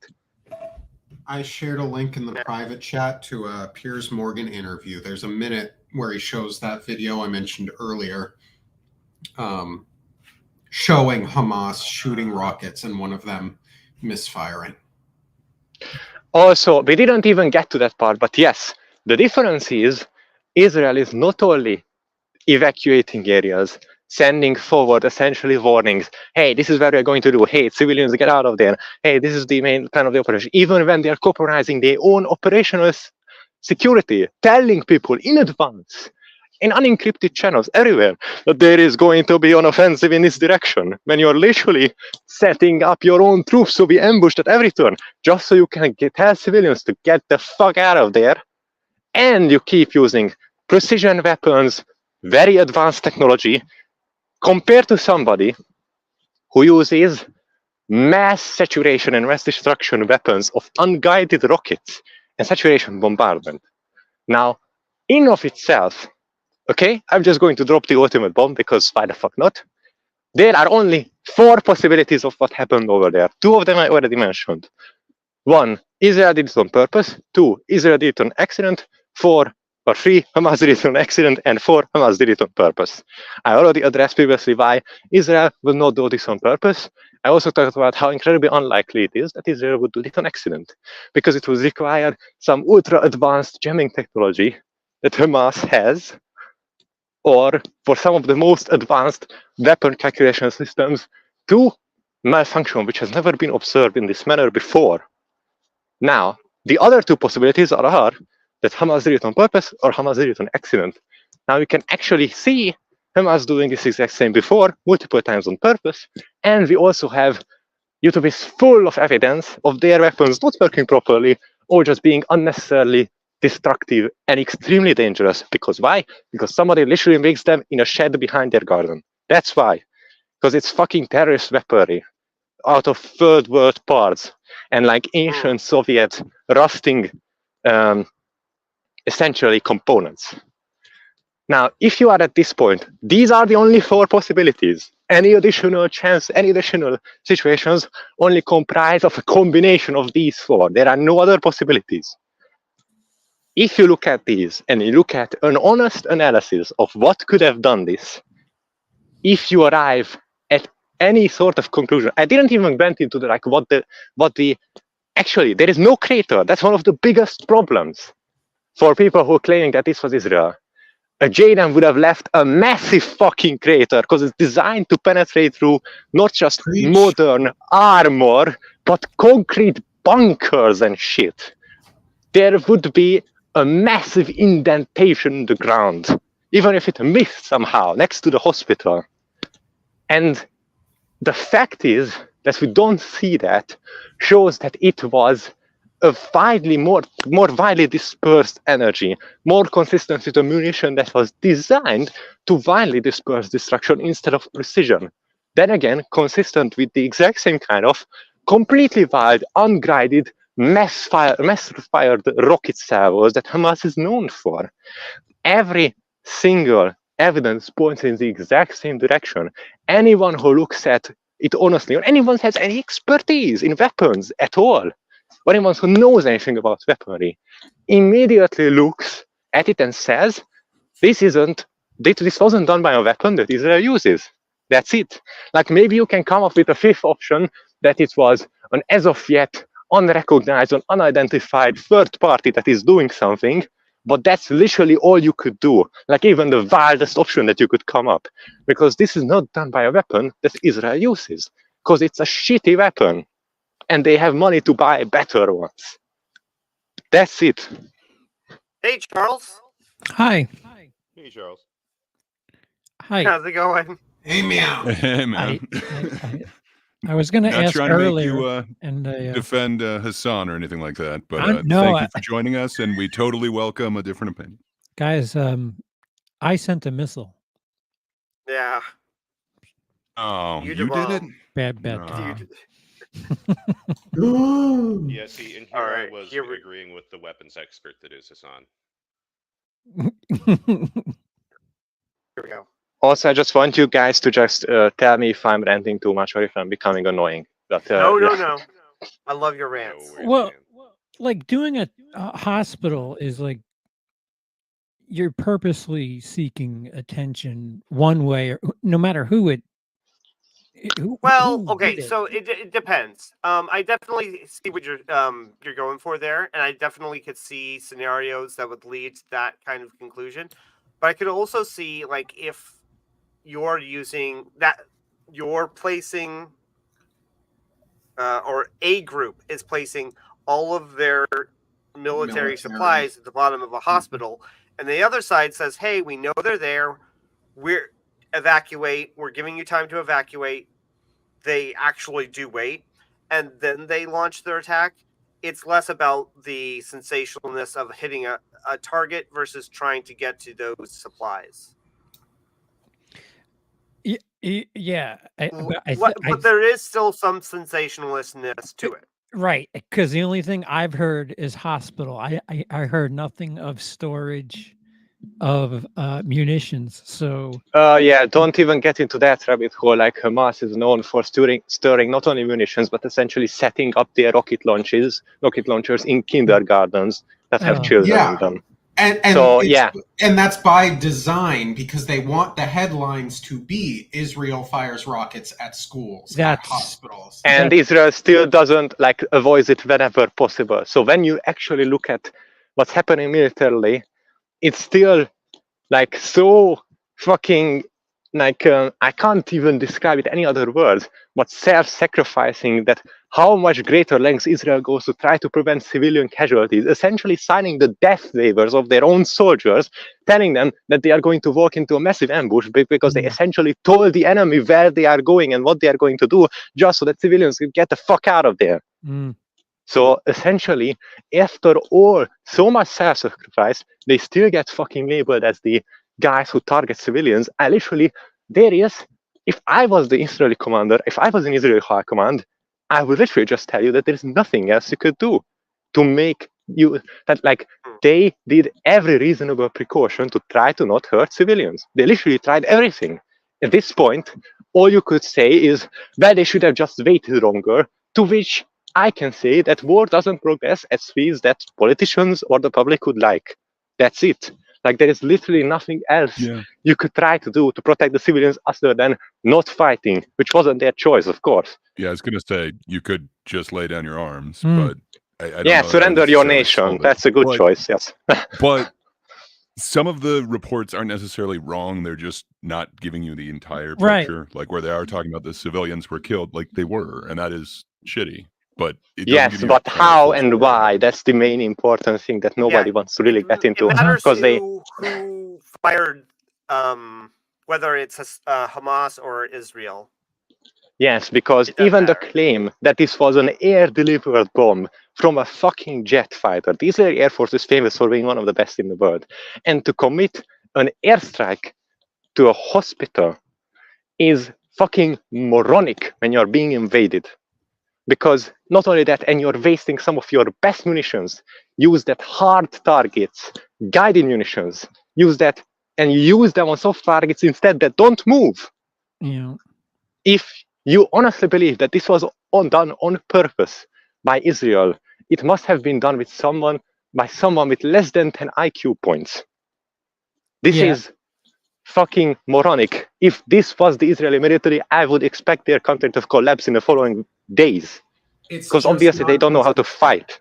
Yes, it's not consistent with a military that has access to this kind of weapon. It's consistent with a military that doesn't have a good order, doesn't have access to modern or guided weaponry or anything high quality at all, and attacks in disorderly guerrilla fashion, which is consistent with Hamas, by the way. But that's just a different topic. The problem is that people don't actually want to look at the facts. They don't actually want to look at the weapons, which I'm a big nerd of, which is why I know all of this. Because they just care about their political side. They don't actually want to look at the facts of what weapon caused this. The limited knowledge that I have about war and things like that is usually when you bomb something, you're trying to go after something that either produces weapons for the other side or can cripple the other side in some way. That's very specific doctrine called strategic bombing, but that's not.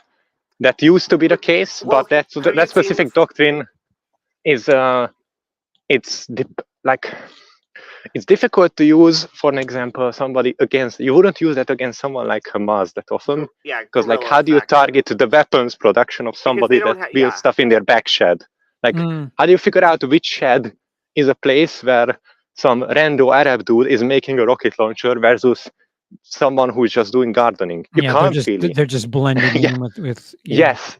And not only that, but when you disguise or even purposely set up military positions inside fucking the most, like, by the Geneva Convention protected places, then of course, how are you going to target the enemy's production? You can't.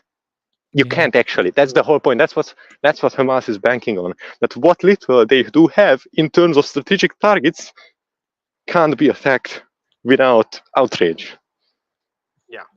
That's the point. Maybe I just have an overly strategic brain, but obviously, if you look at it from a military perspective, if you actually care about military matters, you very clearly see through all of the political bullshit. Yeah. Well, they actually do have photos in here in this clip of the damage from the rocket, so we can see that later, coming up here. Thank you. That's important because finally we actually get a picture of what we're talking about. person to evacuate the hospital time and time again, including 6 hospitals, is an understandable reason as to why one would make the assertion that Israel also bombed this hospital as well as all the other hospitals that Why? it bombed. What? It is insane. What? Anyone who says Well, that, pause. Hold on a like, second. I You would immediately assume that heard it- somebody who is fucking doing everything they can to tell civilians to get the fuck out of there, and has a pattern of trying to avoid anything at all related to civilian casualties, and specifically tells people to not go there, will use. I'm just repeating myself. I'm not even going to say this again. You already know this. Is, this is just not true. The thing is, if the only information you have is that one side has a history of bombing hospitals, sure. Then when when there are 6 bombings and the 7th happens, you might think, well, who would it go to? And that seems to be the only information that Hassan has, because he does not pay attention to things outside of his. He doesn't even know what a rocket or a bomb is. Yeah. He refused. He showed a picture of a bomb and said it's a rocket. Yeah. Okay. So granted, he's not an expert in that area, but he did show a couple of those kind of like first reports. I know there was one from Reuters too that did kind of say that this was Israel's fault. So I don't know. There was something that he's kind of basing this off of. And then, hold on. Being at fault is completely different as to who bombed it. What the fuck? Yeah. No. Okay, so that's like he was using those reports that were saying that, you know, this is supposedly this side that actually did the action. Yeah, as opposed to, like, why don't you just look at the pictures and look at the, like, right. And if I was, listen, if I wasn't on my phone, I would bring forth the actual bomb manual for you, because it would explain some stuff. But literally, just look at the fucking facts of the matter instead of political journalism. Yeah. And again, why would you use political journalism? And many of them had to retract or had to edit their headlines. I think that a lot of this goes down to what we were talking about earlier and how people want to be on the cutting edge of the news. And so before the dust is settled, they are reporting on facts and then later have to make retractions and corrections because when the facts become clear, they realize that their initial evaluation was incorrect. Breaking news reporting is fundamentally cancer. Yes, but it's unfortunately that's just the competition that the media is doing now. Be the first to get out the article. Doesn't matter what's in it. Doesn't matter at all if it's 100% or be the first to get the clicks. That's it. Yeah, unfortunately. And I'm just left standing around here with like, what about like the actual picture? What about like the actual weapon? Can we get some pictures of that? Can we get the manual? Like how this happened? And nobody's like, no, you don't understand. This side boo, that side good. It's like, no. Look at the Israel stuff. What are you talking they didn't about? bomb this hospital, even though they had literally verifiably bombed it 2 days prior, is a delusional clown. Of course. Why? Of What course do you mean to verifiably bombed it? Assertion. Now that there's new information, however, you should be able to change your position. You should be able to analyze it accordingly. Anyway, the new information is coming from Hassan Piker, famous for changing his position very much. Yes, thank you. Bomb site. When you have a clear picture of the bomb site, and if you're familiar with like what Hamas rocket capabilities are, or Islamic Jihad rocket capabilities are, and you look at Islamic that site, Jihad it is more consistent with a misfire from a rocket than it is with Israeli missiles. That's it. That's the truth. That's the truth of the matter. This does not change the reality that Israel lies and is still lying, which is so insane because like even the information that they brought up, like the verifiable proof they brought up does not match the actual information. Again, all you are saying this is, first of all, Israeli rocket capabilities. I would challenge this person to point out Israeli rocket artillery that is used in an offensive role to fire at enemy territory, but of course he doesn't point out that because there is very little of that. Barely anything, let alone strategic. I'm talking about tactical level, maybe. That's it, and like, of course, but he won't talk about it because he can't substantiate that claim. And have you noticed the flurry of fucking articles from questionable sources that he showed before? Yeah. But when he's making these big claims, the only thing that appears on the screen is one random picture with a bunch of dust and a chair in it. Fucking, that's your proof. That's your proof that they're verifiably it was them. Show a picture of dust and a chair. Even before you had a bunch of articles, they were from shit sources, but at least there was something there. You don't even show anything when you're making the biggest. I'm sorry. No, just a minor note. He does have editors, so they're the one that are sourcing all the articles that are being.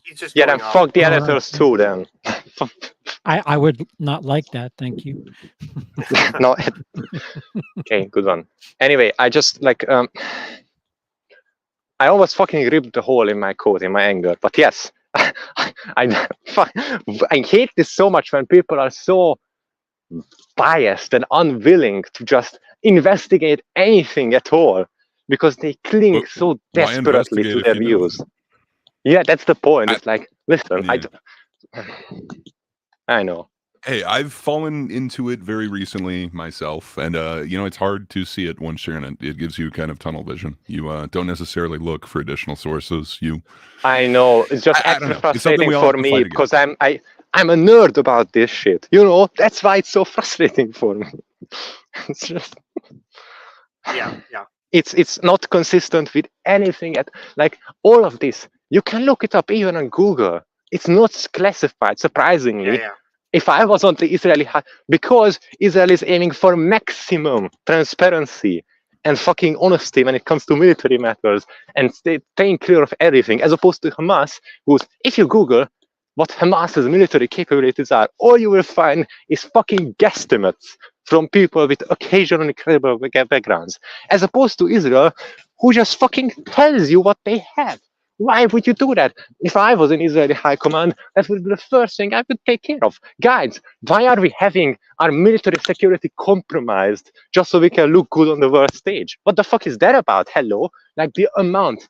But it's so frustrating that Israel goes so fucking far, endangering the lives of their own military servicemen just to stay clear of exactly this kind of propaganda and attack. And then it still fucking happens. Like it's literally you can't. Actually, what else can you do at this point as Israel? There's barely anything. The problem is, I think 7 out of 10 people, once they hear what they want to hear, they're okay with that. They will actually reject further evidence because it's more comfortable. So that's settle into their pink, fluffy, comfortable worldview. I know. Yep. Yeah. Frustrating, very much. People make up, they hear an initial report from a source they trust, and then that's it. How about like actual weapon engineers that work on these bombs and rockets and do breakdown of these things on YouTube? You can look up their videos. They will also tell you what I just told you. People who work in this field for fucking 20, 30 years as like anti-tank weaponry technicians or bombardiers on YouTube talking about this exact event. They are also saying the exact same thing, all of them. But instead, you go with a random political article from someone who doesn't even know anything. It's like the gaming journalists all over again. Like, you don't know anything, actually. Why? Why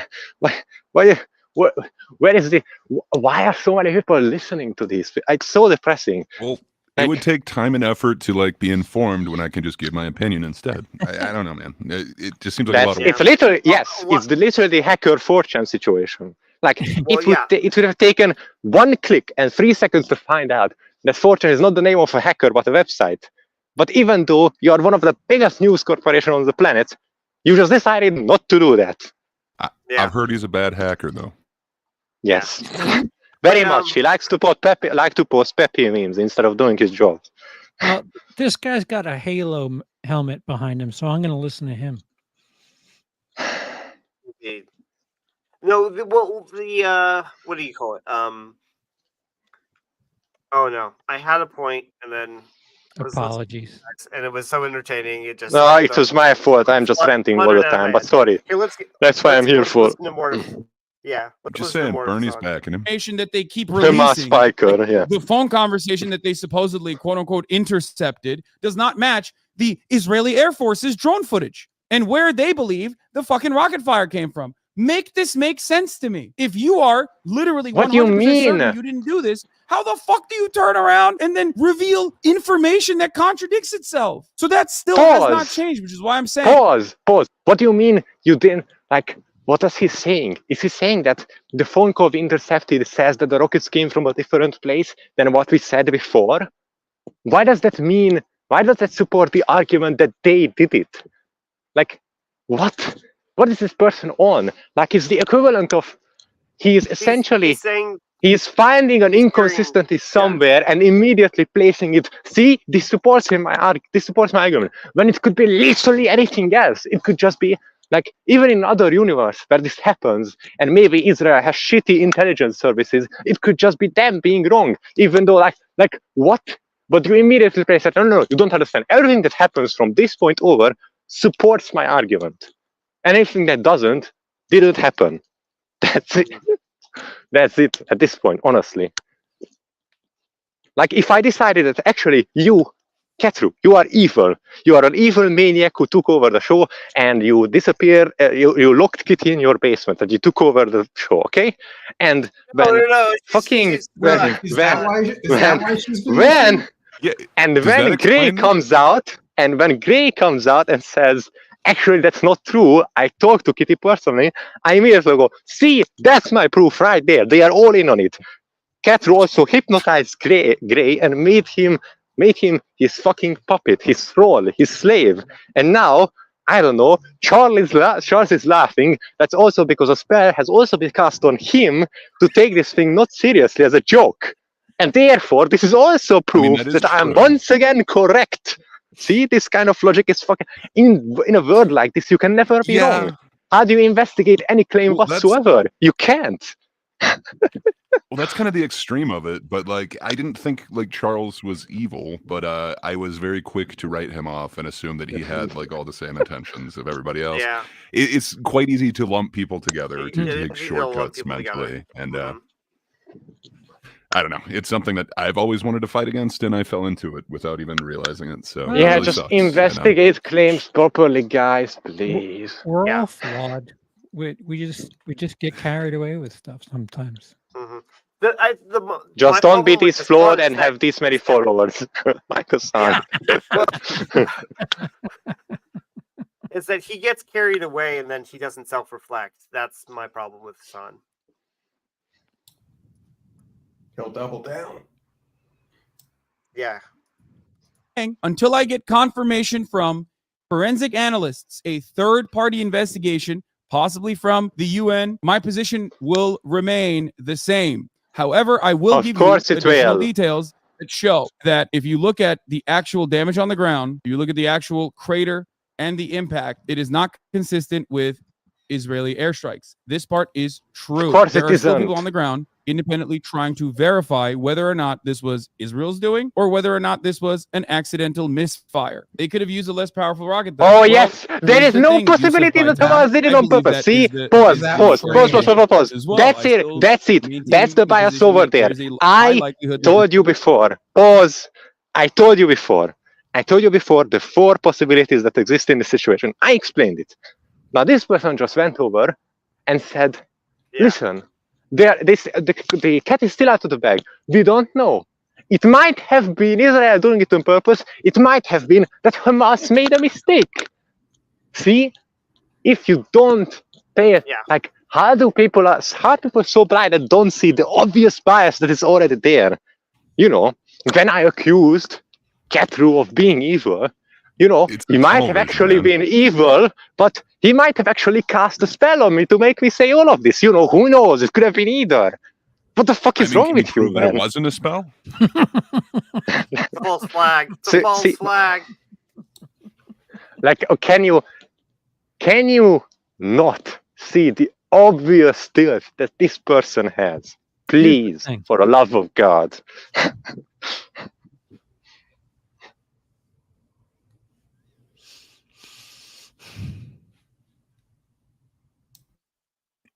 I'm hypnotized. Here we go.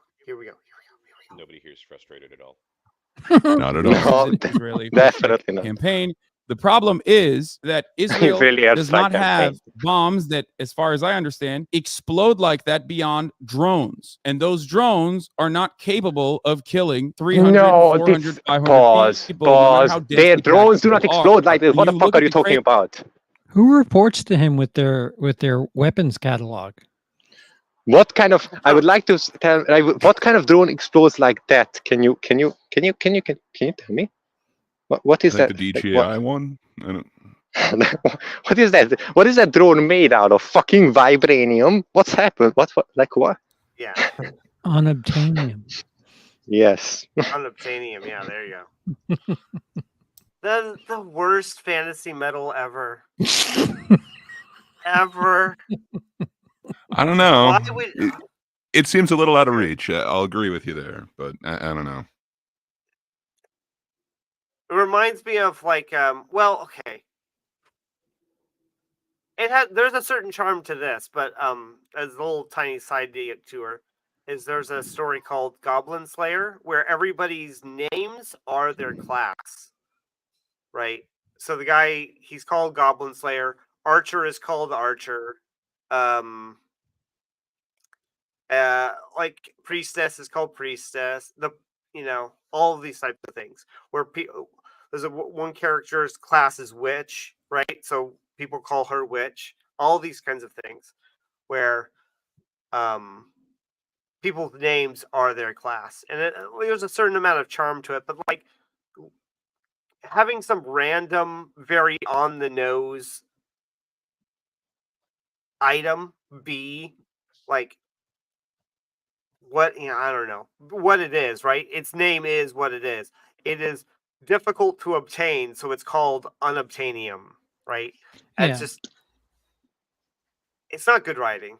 Well, yeah, they do stuff like that. The better writers will use that same exact shortcut, and they'll use like ancient Greek or Latin mythology Sure. names. Like my favorite movie, Inception, Ariadne. That name means somebody who can solve puzzles, which is it's a shortcut. Sure. You're Yeah. you're telling the audience if you know what that name means, you kind of have a shortcut onto what that character's purpose is. Mm-hmm. And Indeed. forgive me, Oh, sorry, guys. No. No, I'm being told Very to good. shush. What? I'm terribly monolingual, but there's a rumor I heard back in the day that Darth Vader is directly translated to Dark Father, I believe it is. So if you, I think it was Dutch or something. Yeah, Vader. Yep. Father. Yep. But yeah, if you knew Dutch, then kind of got spoiled a little bit early. Yeah. You're sitting on it like when are they gonna spoil who he is? Mm-hmm. Listen, at least it's not as bad if you speak Norwegian and you watch the thing. The movie is literally spoiled in the first moment when the guy shouts at you in Norwegian.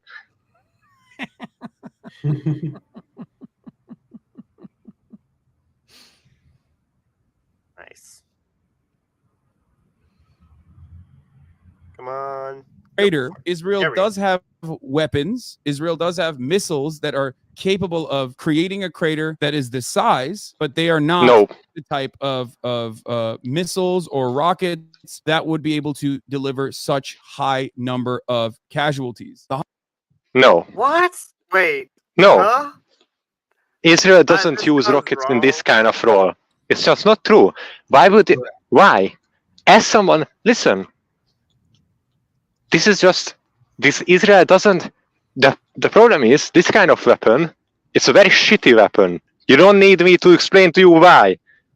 Israel can afford to buy better weapons and they use them again and again in a role that is not like this. It is the equivalent of saying, listen, I found this Roman legionary pilum on the ground that somebody threw at me.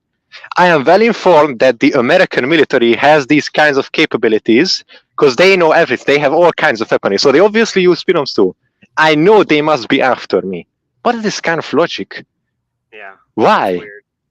I don't even, I'm just repeating myself at this point. What is this stupidity? I'm sorry, I don't know. But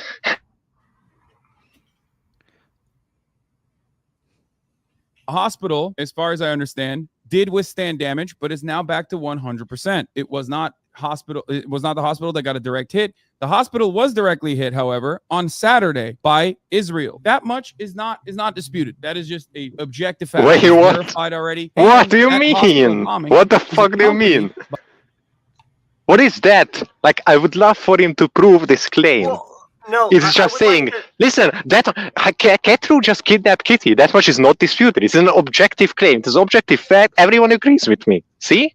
wait, It's just an objective claim. I just told you it's an objective claim. yeah. I gotta wonder. Take your silence as Okay. agreement. The hospital is at 100% days after being bombed or shelled or whatever by Israel. My guess is that is not true, because Not if it's true, they did a very shitty job. yeah, if it was attacked by Israel, I imagine that it would be subterranean, or Pretty much. They have like know, really high-tech weapons that could wipe it off the map in a second if they Yeah. wanted it to. that if it was a target for some kind of destruction, that they wouldn't be able to get it back to 100% Within just a after- few days, yeah. Yeah. No, that what he's saying doesn't make any sense. If like, those- if this hospital was marked for strategic destruction, which it obviously wasn't, but if it was marked for strategic destruction by the Israeli military, there wouldn't be a parking lot to take these pictures from. It's just not true. Like, if you want to strategically destroy this hospital, you want to destroy the basement too, because that's probably where the weapon storage room is, for example. So if you make the decision to wipe it off, you need something that can strike at least as deep as the basement. So that hospital and the parking lot and everything around it, pretty deep too, in the ground, has to be fucking vaporized. Because otherwise something survives and the bombing run is a failure. Can I ask something that's kind of old and backwards? Please, feel free. Hydra, Yes. what in your opinion is a bigger failure of intelligence? Hamas just doing what they did to Israel, or what happened in America on September 11th of 2001? A bigger failure of intelligence. The problem is I'm not that in touch with 9/11 in terms of how exactly the intelligence part of it went down, but unfortunately, Israel has been, like, they found the weak links in their armor times before, like when they attacked on specifically holy days, or essentially used psychological torture on the Israeli civilians, or managed to trick them into thinking that it was just a bunch of guys going to get water from a river, etc. So unfortunately, Israel is vulnerable to some forms of counterintelligence My that understanding Hamas can pull off. Yeah. My limited understanding of the situation is that the 9/11 would probably be a bigger intelligence failure, because one of how much, like, I've seen the breadcrumbs.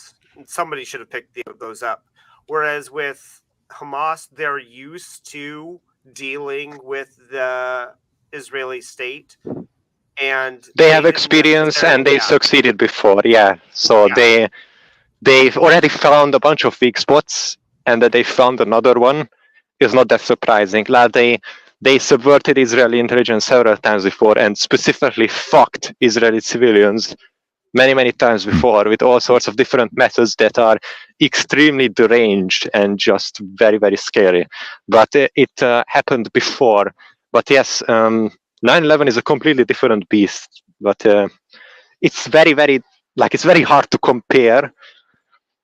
But yeah, it's also not the same kind of intelligence service at all that we are subverting. So Yeah, well, yeah, I guess because 9/11 is technically soft targets, because they use our own planes. It was a Yeah, like it's more so like it's a coordinated international plane hijacking versus like a ground invasion of a nation, and one of them you are pulling it off against essentially international authorities, and the other one you are targeting a very specific nation that was subverted numerous times before. Right. So yeah, I apologize, my apologies, but I can't give a No, better answer. no, I think. you have a good point. It's potatoes and cherries. We're comparing two totally different things. But it looks like they were both intelligence failures. Like there Yeah. are definite reports of everything that they should have picked up before 9/11, and who knows what's going to come out about this. But Yeah. I don't know. I just noticed I quite possibly ripped a hole into my coat in frustration before, so that's unfortunate thing that happened. But yeah. No. Yeah. Oh, This no, one man. definitely could be a intelligence failure. I don't want to say that it is or it isn't, but just that Hamas has. They managed to catch Israel off guard. History. Yeah, Mm. they managed to catch Israel off guard, and they have a history of trying to subvert. Being and able to having- pull it off, yeah. So, whereas with America, they had to go through several checks and points where, and I've seen some of the breadcrumbs and stuff that should have been picked up, that should have raised some red flags. Yeah. The fact there's that it got multiple all the way to the stages. point where Yeah. the point where it got all the way to where it was. It's just I can't imagine it be a that would be a less intelligence. If you failure gave me a than what task to do either of these things, I would take the subverting Israel part 1,000 times over because it looks much easier. Yeah. Yeah, I also want to point out that my phone is going to die. Oh no. No. I'm sorry. Well, let's get like one more rant out of you, and then. Yeah, that's all I'm good for. Get the last squeezes worth of hydro juice before I once again disappear. All right, here we go. By phone calls from the IDF telling the hospital administrators to evacuate. I see the people talking about. Why is that proof? Why is that proof that they are going to fucking bomb it? Pause. No, they literally they constantly said a bunch of different places in the Gaza Strip to fuck off because we are launching a ground invasion, essentially condemning all of their troops to be ambushed. They did all of this just to get the civilians out of the way. If fucking somebody tells you to get out of a war zone, is that evidence that they are specifically going to bomb the building that you are in? Why? You already made up your mind. You're not looking for evidence. You're using anything at all to support your position. You already decided.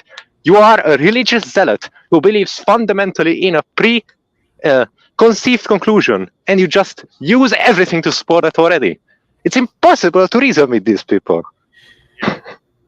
As a weird tangent, I'm super jealous of you, Hydra. I don't know, man. Like, just like a couple seconds of Hassan is like, I don't know, a bump of coke or like, smelling salts to like a power lifter or something. It's just like, bam, you're just like shot out of a cannon. That is awesome, man. I'm jealous of that. I too. Thank you. I hope it's entertaining because I my worst fear is just annoying people with me constantly shouting. But I just look at the bottom and it's like 4 out of 30 minutes done, and we've had like 7 rants. EFAP moment. And sorry, he just says so much stupid shit in such a little time. Yeah. Not produce a crater. It kills using shrapnel, shockwave, and fireball from the explosion. But here's the thing: if that was a JDAM, guys, I look, I don't know too much about. I've told you guys this. I'm not a missile. Maybe you should have started the video with that, you dumb fuck. Why didn't you start the video with that? If that shit actually fucking hit, even with an airburst, you wouldn't have only one car that flipped. You would have multiple cars that literally evaporated. Don't exist. Yes, thank you. Well, at least he's getting this right. At least he is. At least he is. At least he's saying it now. He should have started this with like. He should have said all of this. Why didn't he open the video with "I'm not a weapons expert" or something? That's burying the lead. You say that in the small print very quietly at the end. Yeah.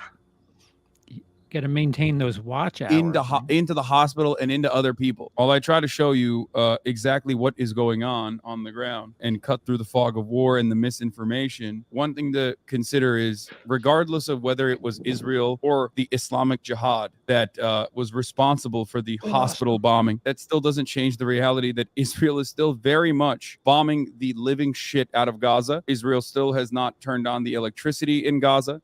Israel has still not allowed food to go back into Gaza until Joe Biden came down to Israel and had to pressure the Netanyahu regime. They were not even allowing humanitarian aid to get into Gaza. But here, this is, I think, well, they're kind of dealing with a war. So I mean, I don't know. It's not like the situation is cold, and they're not, because all sorts of like weapons. I mean, that's the whole problem with this kind of. Here, let me add Hydra back in. That's the whole problem with. I cringed so fucking hard that I accidentally clicked leave studio. Cut through the fog of war. Cut through misinformation. That's your life, dude. You are made out of misinformation. What the fuck? It's like me saying Hydra is going to start a masterclass about how to contain your emotions and be quiet. Thank you. That's who you want to learn it from. Yes. Congratulations. It's fucking pointless. I'm on 5% battery, by the way, as a side note. So keep going. Okay. Plug it in. Okay. Well, he's out in the what do you like? Wild, yeah. Yes, actually, there is a. I wanted to comment about it before, but I forgot that I just watched 2 cats hunt down something that I didn't see, but it was fucking awesome.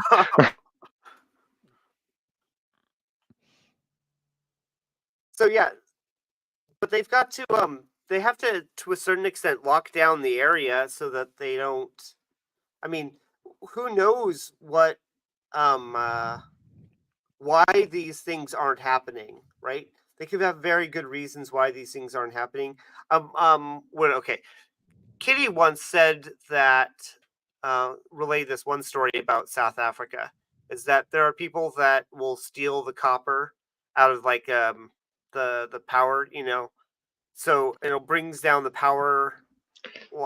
Yes. Grid. They do that here with the pipes. Yeah, right. Empty houses. Even in the flyover states, you get that. But in South Africa, right, they sent out technicians to repair this.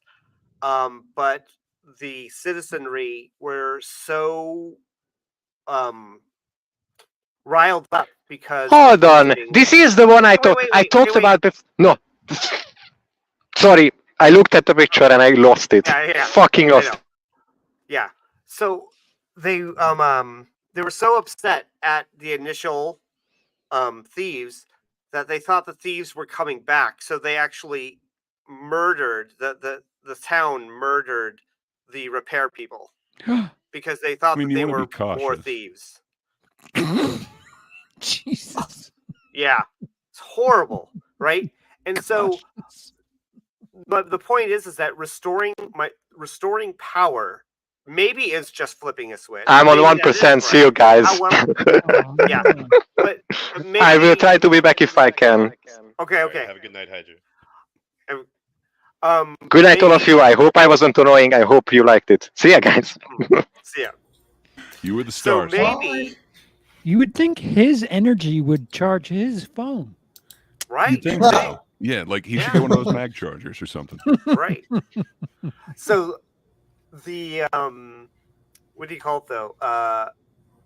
So maybe flipping the power on is just a matter of flipping a switch. In which case, I mean, that's not great.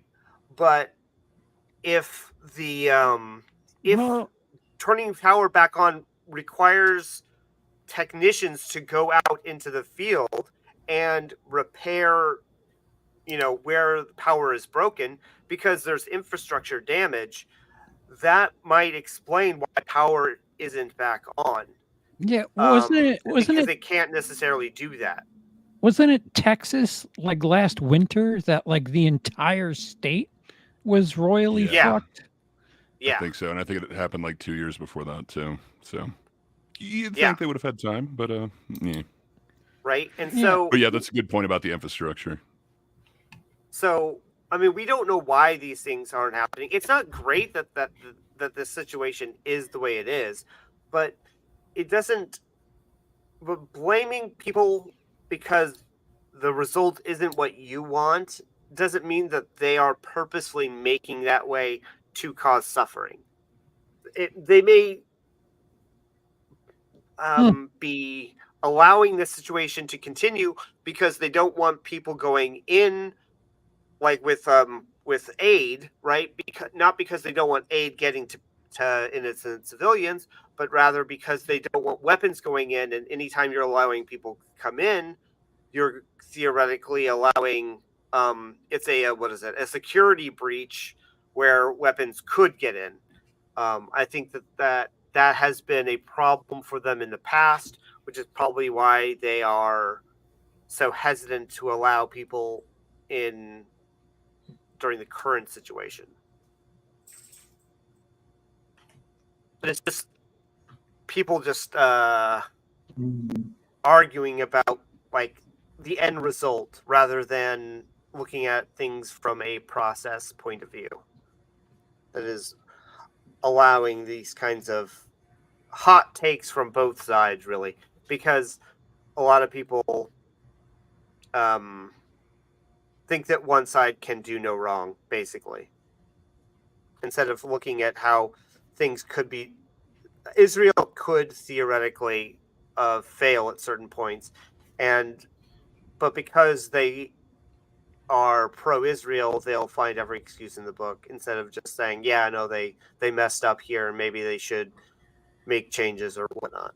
So, but here, Normally would not agree with a lot of the Os and Andes on this one. Facts are facts. This is the reality. Okay, this does not change the atrocities that are ongoing. Israel is still bombing residential areas. But if you want to understand exactly what happened at this hospital, the hospital was not leveled. It was the courtyard of the hospital, which was densely packed with refugees that were escaping Israeli bombing campaigns all around the region. Israel also bombed the last. Yeah, but doesn't it make a big difference that all of those people died because of a Hamas rocket? I mean, he seems to still be trying to blame Israel for Hamas's accident. Hamas's Well, if they just laid down actions. their arms, then the rocket wouldn't have had to be shot towards them. I think there's a way that you could frame this no matter what in a very uncharitable light and blame the other side. It sucks. It seems to be war at this point. Yeah. Bakery in this process. Okay. The I told you so nonsensical bullshit is just, it's what it is. It's just a way to continue having internet debates while people are fucking dying. It's just another way to show that you don't care about the actual issue at hand. There's some more updates from Evan Hill, who parsed. I don't know. I think that's kind of rich coming from him because, I mean, that's all he does. What are you talking about? He's so in touch. He touches grass. No, I mean, all he does is have internet debates, either with his chat or, just theoretical debates or debates with actual people. I mean, even on during these times about these issues and stuff. So, I mean, he's not saying. Fair enough. I mean, he has debated Ethan, but I don't know. I just don't see him. I know this is, splitting hairs or whatever, because you're right. He has literally had this discussion with him recently, but I don't know. He's not really much of a debate bro anymore. He kind of has more of his own. It's pretty tribe weird that he on on, if you will. How Ethan and Hassan, because they have a Sunday show or something, or a Saturday show. Thursday. Oh, is it Thursday? I am. There's a reason why Thursday's the best day of the week. Yeah. So they have a Thursday show. Wait, why am I supposed to back him up? I don't get. Well, I think most of us are pretty anti-Hassan, and you might not be anti-Hassan, so default, you are now his guardian. I'm sorry. Wow. Man, this has been a Tough one terrible there. October. It's just I am what people You say know, about team me. sports. Yeah, sorry about that. No, I'm not Stop talking doing about that. you. Man. So, did you catch last week's episode, Charles? The He- what was Us? it called? I was He was here. on last week's. I was here. No, you were here. No, I not our show, their show. Of Hassan and Ethan. Sorry. Spawn and Ethan show. So that was the one that they, yeah, Mm. that was the one that they did kind of the Israel debate, wasn't it? Yeah. Or Yeah. am I mistaken? Was that the week before? I knew Is they it- must have had it because it's too big of news and too involved for Well, them not to. Hassan is what? He's Turkish, right? Yeah. Yes. And Ethan But he's very Klein, pro-Palestine.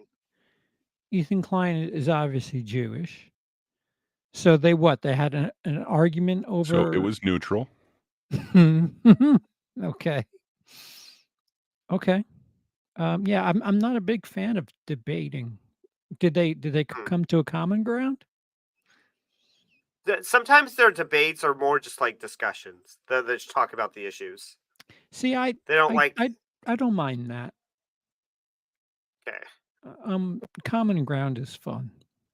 Yeah, and that one got a little bit more heated than most of them do. But yeah, I Oh, don't it think they did? like go into debate. Well, you should watch it for yourself if you want. Like, I have only seen chunks of it. I didn't watch it from start to end, so I don't know. But there were interesting parts in there. What do you need me to do, Vincent Martin? Oh, don't pay attention to Vin.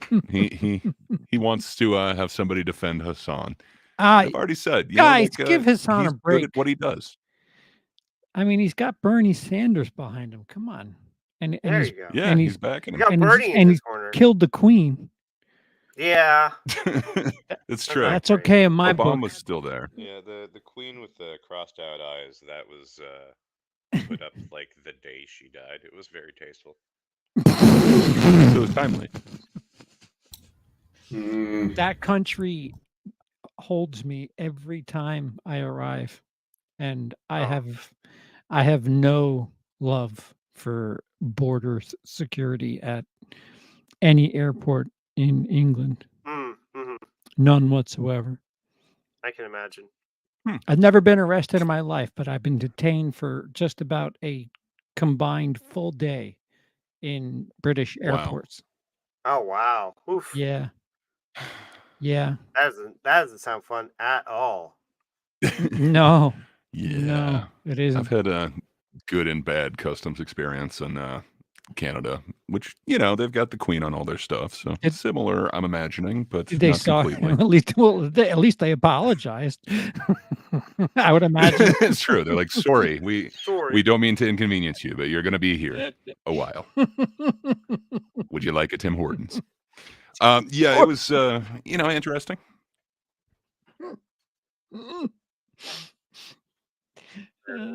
Timmy. Okay. Come on. Don't do- Through, I suspect, the information that Israel posted that also doesn't make sense. The one thing that we have not been able to account for thus far, is where the whistle came from, because the on-the-ground reporting from Al Jazeera at the time, even before they found out that the hospital had actually been bombed, was talking about how you can hear the F-16s above us. They are going into Gaza, and they're Wait a minute. So before, I don't know. This isn't.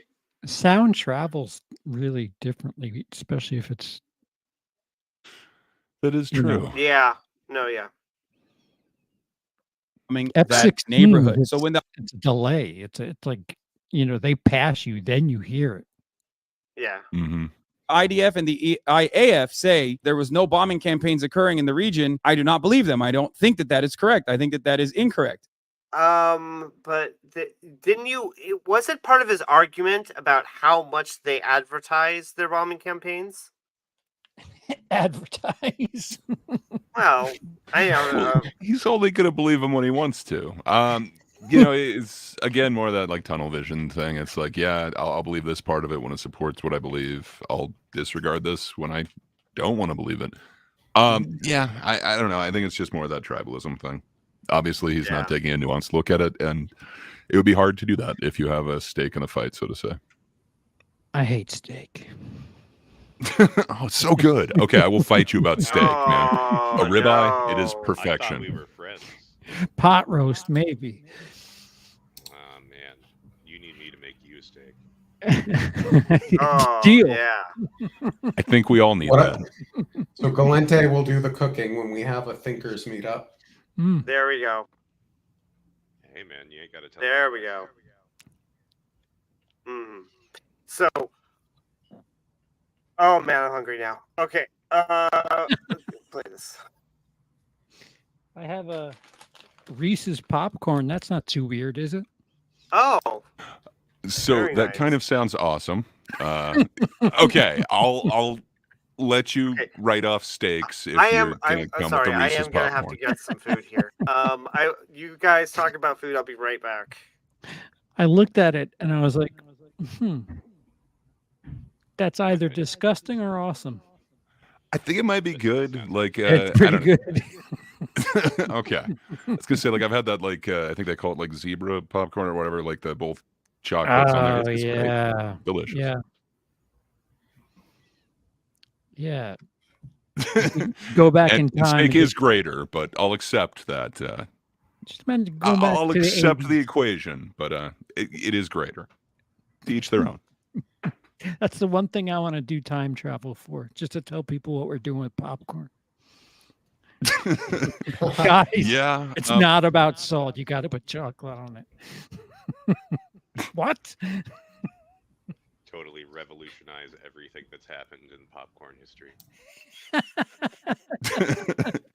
The most I don't know. worthless. There's some dark traveler spots. ever. It's like if you were taking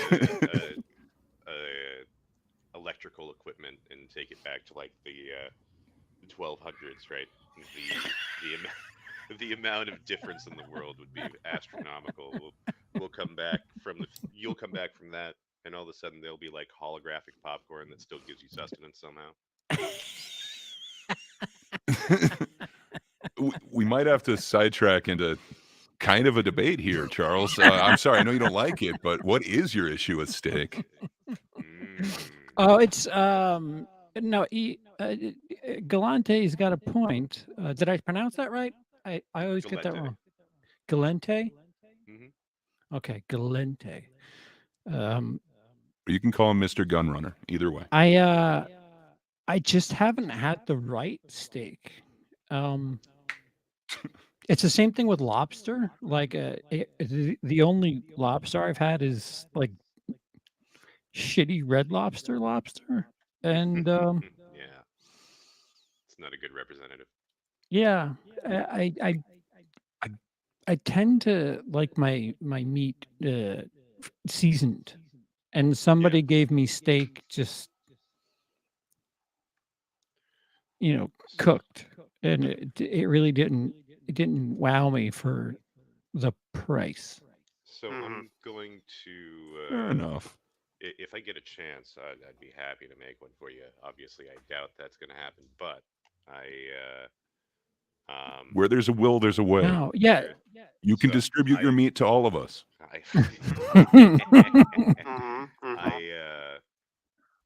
I would probably make you a medium rare. We could even just do a tri-tip steak, super simple. And then I've got a recipe for a really good compound butter that I can melt down on top of that. And I promise you, it'd be worthwhile. Yeah, no, I can be converted. That's I'm certainly not saying that, I'm just against my past experience. That's all. Meat curious. What do you call a guy who wants to ride a motorcycle but really isn't quite sure about it? Oh, he's bike curious. Makes sense. Yeah, don't tell that joke to bikers. I stole it from Matt Stone and Trey Parker. I can't take credit for it. Crab legs is too much work. It is saltier. I'll give you that, Spoopy. Hmm. Did you drink out of this? Could have sworn. No way that lobster is the worst part of New England. There's got to be something worse than lobster. Lobster? New Englanders. Whoa, whoa, whoa, whoa. I think I fit in that category. Present company excluded, of course. All right. Here we go.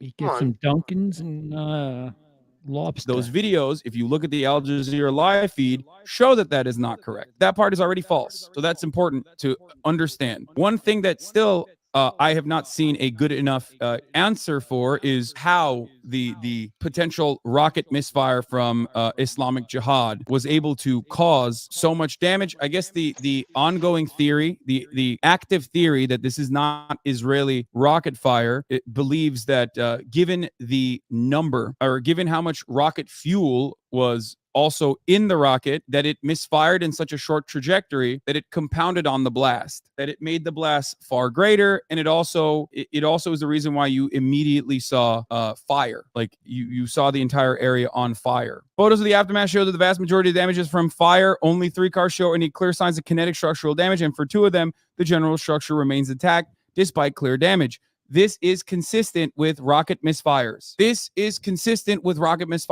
And I am not. At least he's saying he's putting forth this now. You know?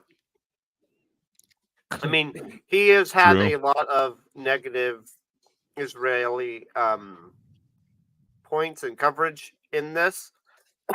I think it's interesting that, like, he might also be including all of that negative Israeli stuff because he does know that he is going to come out with this take, so he has to mitigate that. It could just be me. That's an interesting speculating. point. I didn't think about hedging it. Yeah. He's at the Act 1, Act 2 crossover too, so. Huh, interesting. Yeah, I honestly never considered it that way. Good faith capture. Not saying that I agree with Nathan Ruser. I'm simply using the images, okay? I'm using the images that they're posting because these are images of the ground. This lack of structural damage in most cars is also clear that the IDF released drone footage from less than 2 hours after the explosion. Again, these only show 3 cars with structural damage, and cars more than around 10 to 15 meters away appear mostly undamaged. Footage from the ground leveled this morning shows essentially no crater and very little damage. So there is a crater, but the crater itself is very small in comparison to how large it would be in a situation. This is the IDF, or this is the Israeli Air Force drone footage that showed the damage in the aftermath. They're talking about the impact site consistent with an object that broke apart in midair, though I wouldn't view this point as conclusively as others. Now, here's why there's still inconsistencies. There are still inconsistencies in the IDF's own counter information and the own counter messaging. The IDF has released information thus far that shows in the phone conversations that they supposedly intercepted between the Islamic Jihad, they claim that the rocket fire actually came from the cemetery close by. There is no evidence in the footage that we have seen thus far that shows that. Okay, but you... Don't assume you have perfect information at any point. Like, you could be mistaken. Your perspective could be mistaken. They could be wrong, and they could still be saying things that they believe, even while being wrong. I don't know. None of this is adding up to anything substantial to me, and yet it seems to be quite substantial to Hassan. At least he's taking more of a look into this particular part of it than he seemed to be doing with the other parts that he was relaying as fact. I don't know. It seems like he's at least diving somewhat deep into this particular one. He is making lots of caveats, like, I don't agree with this guy, but I'm using his photos. I don't know. At least he is willing to look into it. I don't think he was with the previous coverage.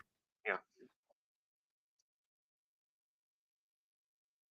Okay? The only verifiable phone footage from that balcony still is consistent with a F-16 potentially flying overhead and a bomb that was Okay.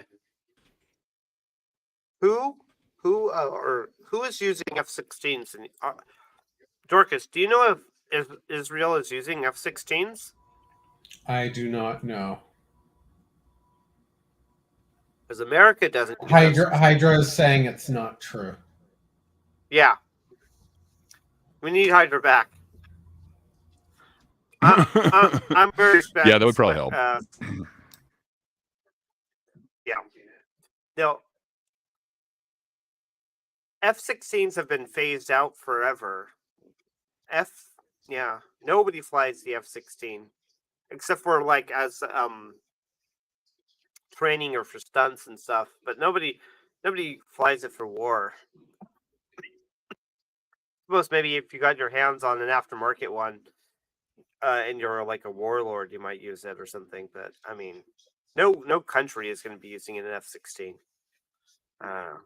Just goes to show that he doesn't know what he's talking about when he's talking about these things. Like the specifics. He doesn't have the specifics down on the technical aspects of it, right? Hard for me to fault him with that. I don't know the specifics myself. Well, do you know the difference between an F-16 and an F-18? Off the top of my head, no. And if somebody told me an F-16 flew overhead, I'd be like, all right, they saw an F-16. So I don't know. I might be as bad as he is with just saying like this is the report, but I'm not sure. I'm no expert. Okay. Fair enough. Dropped on the courtyard of the hospital. Since this has happened, at least according to Al-Quds, residential buildings are being bombed in another. Wow, that was so blurry. It was pointless. What was that? I got nothing out of that. I don't know about you guys. It might be for like TOS reasons. I'm not sure. Maybe. Yeah. It's more or less already been established that hospitals are bombed by Israel. The question is whether or not it was done in this one case in which everyone rushed to state that Israel did, and then information came out that they didn't. Again, Israel is sending pamphlets. They aren't just randomly bombing hospitals. They are bombing locations where Hamas keeps their military equipment. Yeah, I don't know. It's all been said before. I'm annoyed. Other Gaza hospital. Since the Al Ahli Arab Hospital explosion, airstrikes have occurred in not only another residential area next to another Gaza hospital, but also at a UN school and a refugee. Yeah, they're not going after civilians, okay? They're using human shields. And then they tell them, hey, evacuate, and then they attack those targets. Yep. Yeah, it is just a way to spin it, like to still get the information that these civilians were killed. Like they were, but yeah. Camp and other hospitals. This was yesterday. This happened in unison with the hospital bombing and a mosque as well, as far as I understand it. This is also part of the reason why it's fucking psychotic to just like look at the situation and be like, well, you know, I guess it's not like. Do you think this is also? Hamas is killing babies, so fuck you, Hassan. The Islamic Jihad. Do you think that's what's going on? Huge bombardments are taking place, according to the Palestine Red Crescent Society. Huge bombardments are taking place in the areas around the Palestine Red Crescent Society Al-Quds Hospital in Gaza City, which is sustaining damages and shrapnels inside the building of the PRCS and constituting high threat, noting that more than 8,000 IDPs are taking refuge there right now. Yeah, no. It is just more and more of the same. I mean, Hassan not understanding the context, Hassan not understanding the technology, Hassan very one-sided believes that like he believes like Al Jazeera, but he won't believe the Israeli state. He won't believe pro-Israel sources. So I mean, he does so begrudgingly, probably when they're not being fought against by the people that he believes. But I mean, I don't know. This is speculation on my point at this point about like exactly what's going on with him. But I just see a pattern of Hassan just going with his gut, you know, and he's not being Yeah. fair and balanced to both sides. Yeah. I think a lot of us are kind of controlled by the elephant, so to speak. Yeah, I think he's definitely doing that. I don't know that. I don't know. It is kind of interesting. Are you seeing like a lot of? So I'm seeing the internet kind of coverage going the way of Hasanabi here, but I'm not seeing like much of mainstream. Like, you know, even Joe Biden seems to be like pretty. Yeah, I see a lot of gung-ho mainstream with being very pro-Israel. pro-Israel. I think that there I is don't a know. It's lot just of kind of. or at least politicians and such. Yeah. I don't know. I guess I'm just not seeing like. I don't know. It seems like the more radicalization that I'm seeing is kind of the internet coverage of it, not really mainstream or anything like that. But that could just be where I'm seeing the information. So, just wanted to see if that was similar. You might want to be aware of saying that you're not seeing when talking about it. Well, I've been accused about it, but you know, yeah, you know, I'll take your warning though.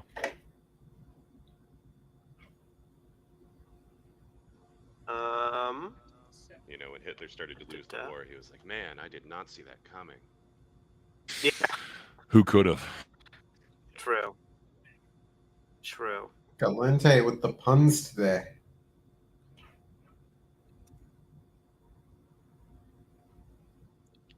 Did I tell you about that Broadway musical I went to go see?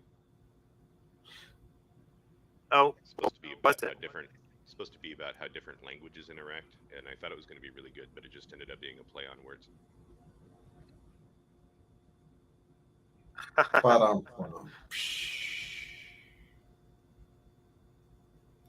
Galente pun runner. Okay. Good one. Okay. There you go. Pun runner. I'll take the title. You know, I know a dad joke when I see it. It's apparent. Yes.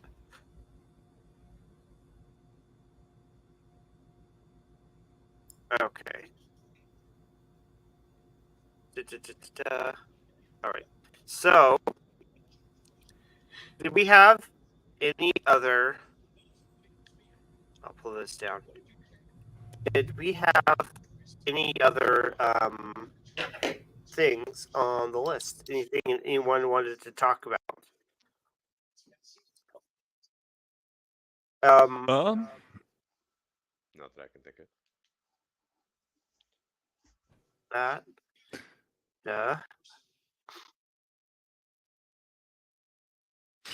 Yeah, I can't think of anything else that we kind of talked about.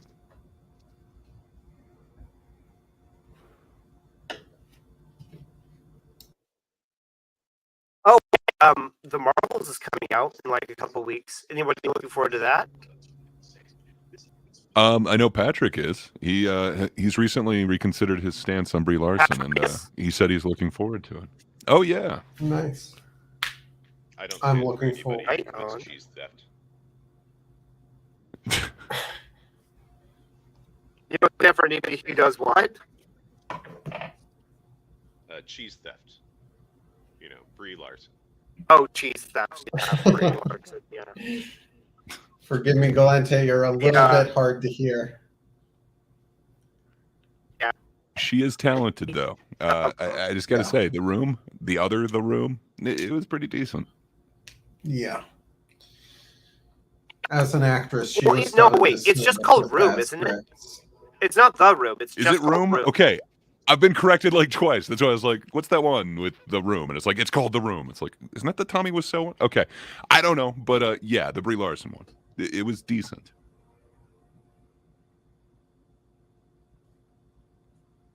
Here,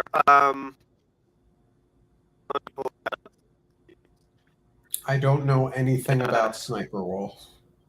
Brie Larson. You don't? Yeah, it's just Room. 2015. Brie Larson. Okay. My bad. Yep. Room was decent. Yeah, I enjoyed it. Yeah. Oh, I mean, as there much is as one the. We can, didn't it talk was, about Sniper Wolf. Mm. Okay. I don't know if Charles is available. I would like to talk about the Sniper Wolf situation. Catcher, you're roboting, just letting you know. Oh, okay. Sorry. Sniper Wolf. Thoughts? Does anyone have any thoughts? I don't think that. Yeah, I don't think that she doxed him because like she doesn't even know how to dox, right? And if you don't know how to dox, you can't do so.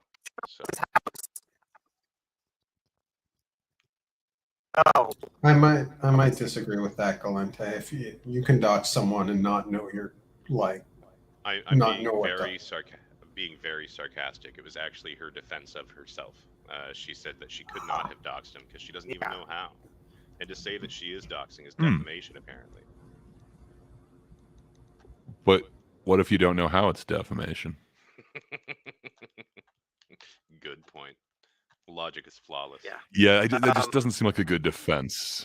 Ignorance of whatever the law is not necessarily a defense. Nope, definitely not. So what exactly happened? Explain it for me. I'm completely out of the loop. So, do you know who Jax Films is? Nope. Oh. So Jax Films, he ended up having a spat back in the day over reaction content with multiple people, but the most notable one before this was Jinx. And he ended up reacting to Jinx reacting to one of his videos by essentially just sitting in the corner, smiling, and not moving for the entire time. And then at the very end, he's like, the best part of that performance reaction art. is when he played my entire video completely in its entirety and said virtually nothing and changed nothing about it, and got a whole new audience of people to see my video on his channel so he can make money on it. That was great. Transformative. Oh, you're forgetting about Jack actually having a whole channel where he did like 40 videos, and she used that sort of as a justification as harassment. But that was a whole. Even got there yet? Okay, sorry. No, you continue on, Gunrunner. How do you keep a mint in there? What? Her ass mint. Okay. Difficult. Sorry, I'm an ass. You're good. The reaction content stuff kind of died down for a while, and then it started ramping back up again, becoming a discussion. And Jax Films zeroed in on Sniper Wolf in particular because she would just take TikToks and quote unquote react to them, pass them on to her editor. Her editor would do all of the backbreaking labor that was needed to actually give it some semblance of transformation. And Jax Films at first was just reacting to her reactions, and then set up an entire bingo night event for his channel, Jax Films. Yeah, he does it every week. And because she got tired of getting all of this criticism, which is perfectly valid criticism, she ended up being nearby his house and on Instagram asked her followers, hey, I'm 5 minutes away from his house. Should I go say hi? And then posted a picture of his house from the outside saying, hashtag let's talk like adults to her Instagram. That's a no. But she didn't know that would be doxing. Yeah, yeah. If you don't know What? how to dox, you can't do it. Nah. Yeah. Yeah. Well, I've only seen blurred out images, so I don't know if it has his address It or does. anything like Yeah. that. It does. Also- it has No, a poster originally on it did. Yeah. Something to keep in mind, she's also going through a divorce and a lawsuit with her who she's divorcing. It's not an excuse, it's just some context to sort of give some framing to probably the Her mental state. yeah, her mental state. I thought I would just introduce that because as much as you want to criticize her, she's still human. Of course. There's But there's she also a knows clip that she here. did something wrong. The original one where you could see the house number, she ended up deleting shortly thereafter. So she knows But that still, that I mean, was she a no-no. doxed it and then deleted it.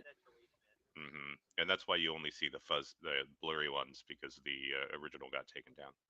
Yeah, like you having time to think it over. Like I have less sympathy for like asking your audience, should I go there? Like you have time to be like, wait a minute, what am I doing? And of course, Yeah. of course, they're gonna go for the dramatic whatever. Yeah. Yeah, her audience will see it as a potential entertainment. Sure. No, don't go there. Yeah. No. Right. You're good This where is, you are. This is. Does it I was gonna say still... this. Okay. Oh. The situation. This video came out less than an hour ago. Yeah, all the commentary bros are jumping all over this. It's their bread and butter. This is moist critical. If I talk about right now, Sniper Wolf is a lot like on the Buzz Lightyear ride at Disney World, just getting blasted. Every single corner of the internet is coming together to talk about the Sniper Wolf situation and the doxing against a fellow YouTuber, Jack's Films. From the surface to the shadowy underbelly of the internet, everyone is discussing it. YouTubers, Redditors. Well, yeah, of course they would, because it's relevant. I mean, not only is it salacious, but it's very relevant to YouTubers because it's about YouTubers and having their what do you call it? Their information potentially being released, not of their volition, their private information being released to the general public. Of course, they would talk about it. Why wouldn't they? I'm sorry, moron moment here. Is that a friggin' claw machine he has in his house? Yeah.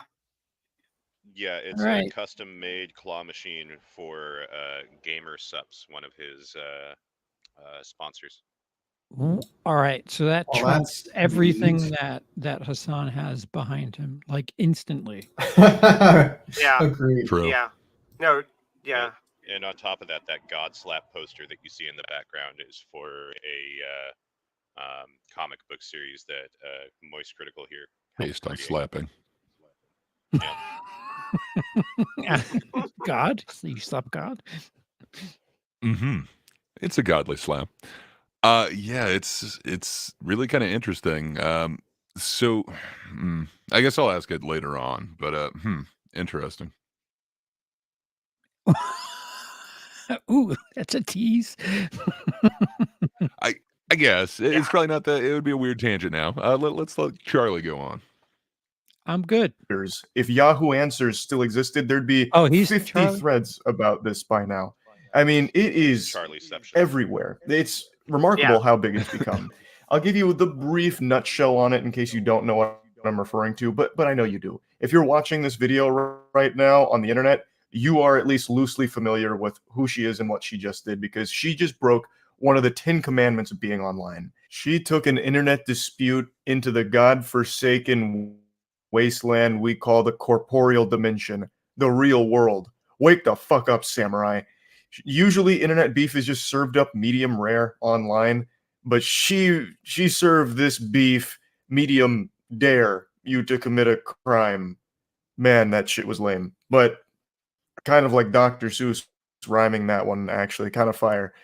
What? But what I'm saying, Oh, it started as Beef just reference. making fun of Sniper Wolf for her content and pointing out that what she's doing is bad, escalated into her being so upset about it that she found his address, went to his address, posted it on her Instagram, not the address per se, but just posted his house on her Instagram, bragging about it, saying, it's time we talk it out like adults, which of course is the first.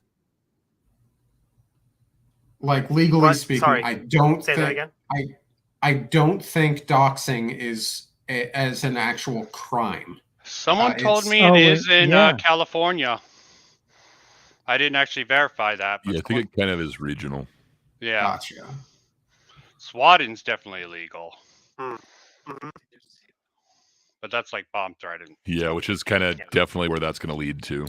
Yeah, Still that's another shitty. worry of doxing is that Furthest thing with this from information. talking it out, unless of course you're. Oh, go for it.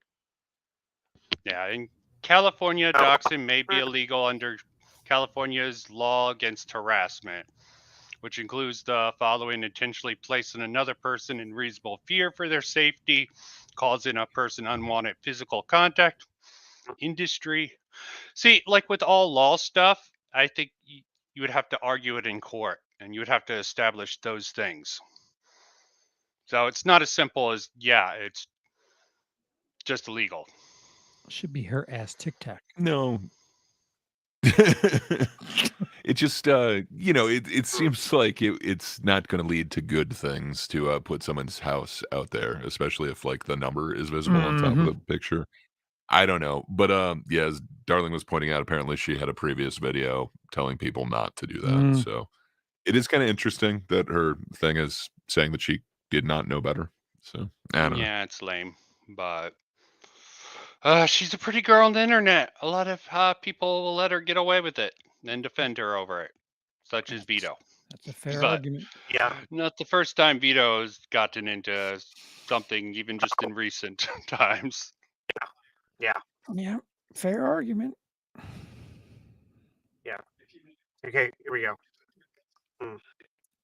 It's time we talk it out like adults, which of course is the furthest thing from unless of course you're an unlunatic. This is just senseless yapping to try and justify what she did here. You can't do that. It's borderline criminal. So she posted it, 5 million of her Instagram followers to see, which of course made Jack's Films and his wife feel very unsafe in their home. And since then, she hasn't said anything about it. I think it's only a matter of time before she makes an apology video. It's really just an if instead of, nope. The expression is it's a matter of when instead of if.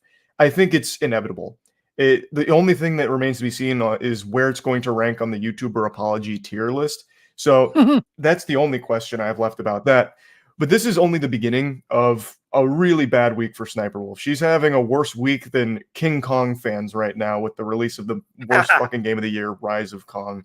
She also had a lot of people digging through her catalog of content, and they found something very not good, very weird, let's say. I can't show you anything here because I think there is a chance that it's completely against YouTube's terms. It's her encouraging some seemingly underage individuals to do some degenerate acts on video, and the way she encouraged them was almost like a wager you'd see out of a bad Brazzers film. She wagered her tits, saying that if these underage looking individuals did what she asked them to do, she'd show this was a video. Wow. Oh, okay. I think I heard about this also. People are trying to be like, are these people minors? And they're making a big deal about that. I don't know. I haven't really dived into that. I was not aware of that. People love to pull the PDF file card on the internet. It's really sad. But yeah, I did hear about that. I mean, I'm not going to call her a pedophile because of this, but at the same time, you should not, and I repeat, should not offer your breasts being exposed to children for anything. Well, not only just children, just don't do it. Just don't do it. I mean, it's not a good like a content Yeah, you don't want to engage with your audience like that because, I mean, it sets bad precedent. You don't know who they are. Yeah, people are dangerous, man. Some people are fucked up, and yeah. You don't want to go down that road, even for just self-preservation. I can't Is say it the just word. me, or am I hearing an Yeah. echo? No, it's from Galente. Yeah. Damn you, Galente! I love you and hate you at the same time, man. So with the yeah. Don't even just don't play the game. Exactly. Yeah. It's not. it has to do with the There's game. no winning. There's only losing with that.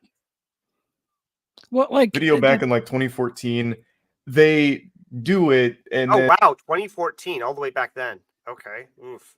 and the like one of the kids' moms walks in. It's like very fucking odd, awful shit. And this is just another, alarming thing that Sniper Wolf has in the backlog of her lore. As I was rendering this video, people found another seemingly illegal, potentially, piece of content that Sniper Wolf has on her channel. In this video, she's talking to strangers on Omegle, and then she meets this girl who says that she's 16, and then agrees to show each other their boobs. And the 16-year-old flashes the camera, which Sniper Wolf does censor, but that doesn't make it okay. I'm pretty sure that's still illegal. You can't just have an underage person being sexual on video and then just say, hey, wait a minute, Buster, it's fine because it's censored. It's like, what the fuck? And the video is still up right now. And in the whole clip, it's not like there was some like, just kidding, not actually 16, actually in my 20s. There was nothing like that. After that happens, Sniper Wolf just said that, she's fake like her or whatever, and then disconnects.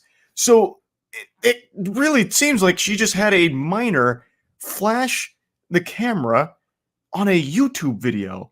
It's fucking crazy. Now I'm going to go ahead and mention something I've seen a few comments talking about to explain what actually happened in this clip here. And I don't know if this is like the Sniper Wolf Defense Squadron operating under DEFCON protocol, so they're in full force trying to figure out any way of explaining this really awful shit. But I'm going to go ahead and share this anyway, just to be complete with the subject.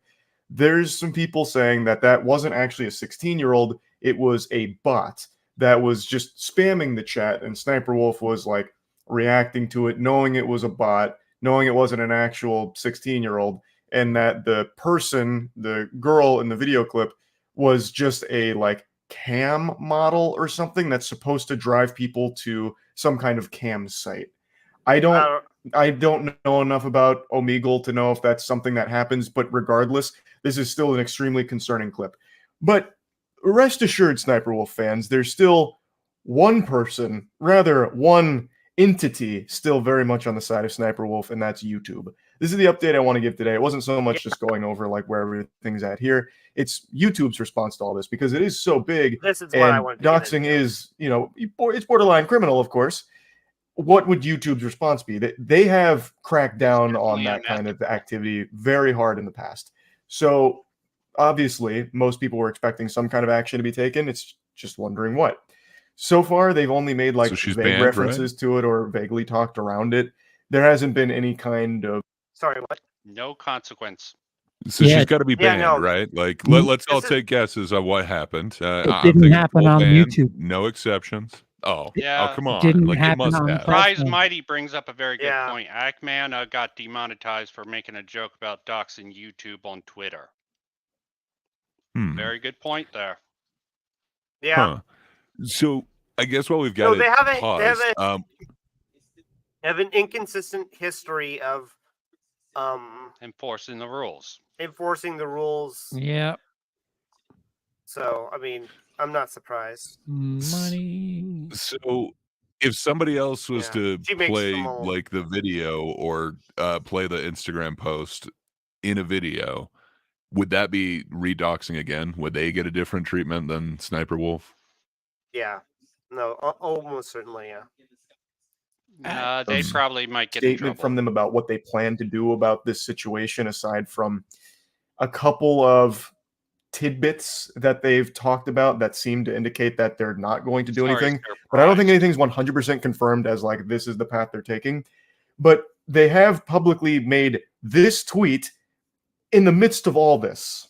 Would it be too meta to do a reaction video to a reaction video? Which is such a lame fucking chat GPT generated tweet. That is like, Wow. I'm glad we now know what meta means. There you go. Yeah, you're a boomer. You're showing your age. What is this? I mean, people have dueling. It's a way to not People- address yeah. it while addressing it. Yeah, people duel have like what was it? Organized Chaos and Rags had back and forth reactions covering, like streamception, go back and forth Oh, between I'm having Um, PTSD. I might actually have the one of the longest reactionception. I think I go I have a 7-layer deep reaction. mhm. It can be funny if you 7 play layers? it right. I think so. Come 6 or on. 7. Can it go? Someone might beat that. I don't know. I got like 14 episodes deep on this. Come on. But sir. are you reacting to a reaction to a reaction? Are you actually including the original not video? necessarily. Sometimes. Okay. Uh, It's just a Okay, back and fair forth. enough. There was Guys, a couple this people is- involved in Yeah, mine, but okay. let's not get into petty semantics here. like the most how do you do fellow kids shit ever, and comes at the worst possible time because Sniper Wolf is a reactor to TikTok content and all that. So clearly this is very poorly timed, unless of course this is their way of like trying to show support for Sniper Wolf, which it very well could be. They have made a lot of tweets about her, all very positive. In fact, this whole situation between Jax Films and Sniper Wolf really started catching fire when YouTube themselves made a tweet saying, "Where does Sniper Wolf get her ideas?" And then they also made another one talking about how like Sniper Wolf is our turbo super creator of the year. Unbelievable. So just like these very, very positive, pumping their fist Sniper Wolf fan tweets. This one, of course, got community noted. For additional context, it needs to be known that this tweet was written in the wake of a controversy regarding a reaction YouTuber, Sniper Wolf, who recently leaked the personal information of a fellow creator on the platform, Jax Films, and then it cites one of the many sources. I almost can't help but be impressed and like appreciate how bold this tweet from YouTube is here, though. To just drop this shit would be too meta to react to a reaction video. Oh, like they know this is going on. Like they have Yeah. loosely acknowledged the situation in a it's pretty sad that YouTube hasn't stepped in and done something about this officially, because I mean this is a safety issue, and the fact that YouTube isn't stepping in, it becomes a safety issue for other creators. It's like, am I going to be treated this way? Or if I am targeted by a popular content creator, will I be will my attacker be protected by YouTube, or be ignored by If they're YouTube? popular enough, yeah.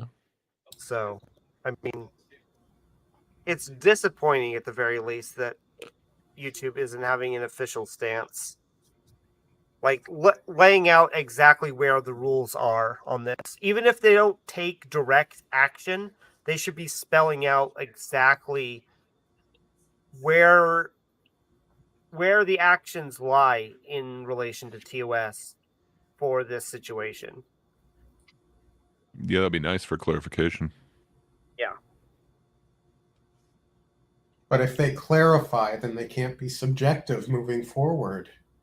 In other examples. That's true. That does make it harder to change the rules. Being vague, a couple of tweets. Like they know this is happening because everyone on the internet knows that this is happening right now. This is the hottest shit there is. This shit is leaving the toilet bowl steaming. It's so hot. They can't be oblivious to it. But whatever ghoul is running this account must be really kept isolated in some kind of sensory deprivation tank, cut off from the rest of the world, and forced to just occasionally drop a bad tweet, because there is just some crazy disconnect here to think that this tweet was a good idea, because I really don't believe that what they're trying to do with this is, slyly, hey, Sniper Wolf's pretty fucking awesome, right? Like in the middle of this, I don't think they'd be that dumb. I don't think they'd be that stupid. I really think this is just like a poorly timed bad tweet from them. Of course, I have no evidence. Maybe a Sniper Wolf fan infiltrated YouTube to make that off-colored joke. Oh my god. Maybe. Sniper Wolf fans running YouTube. That would be scary. Yeah. There's also connections, a lot of backroom deals that you hear about with Ethan and Keemstar and a lot of these people. You hear a lot about this.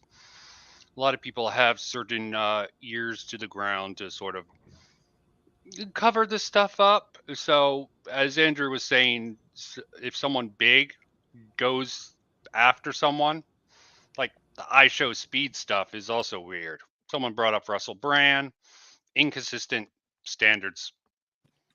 If you're based in California and you're a big influencer, chances are you have a better chance than any one of us. Yeah. True.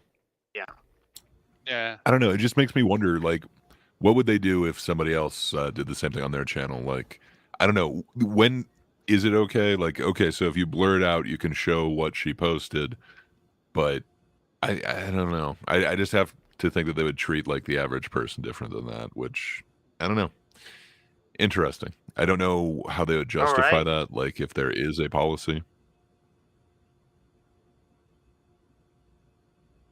So, anybody want to end today with a bit of Gardic phone? I can't really. I did want to. Another reason I came in, I wanted to bring this up. Okay, sure. No, go ahead. Anyone hear about Ether? I always screw up that. Kendi. Oh, Ibram Max Kendi? Ibram X. Kendi? Yes. Yeah. Hear about his sort of exposure. I didn't hear anything about it until a few days ago. I'm like, why didn't anyone talk about this? Even the Young Turks. They have.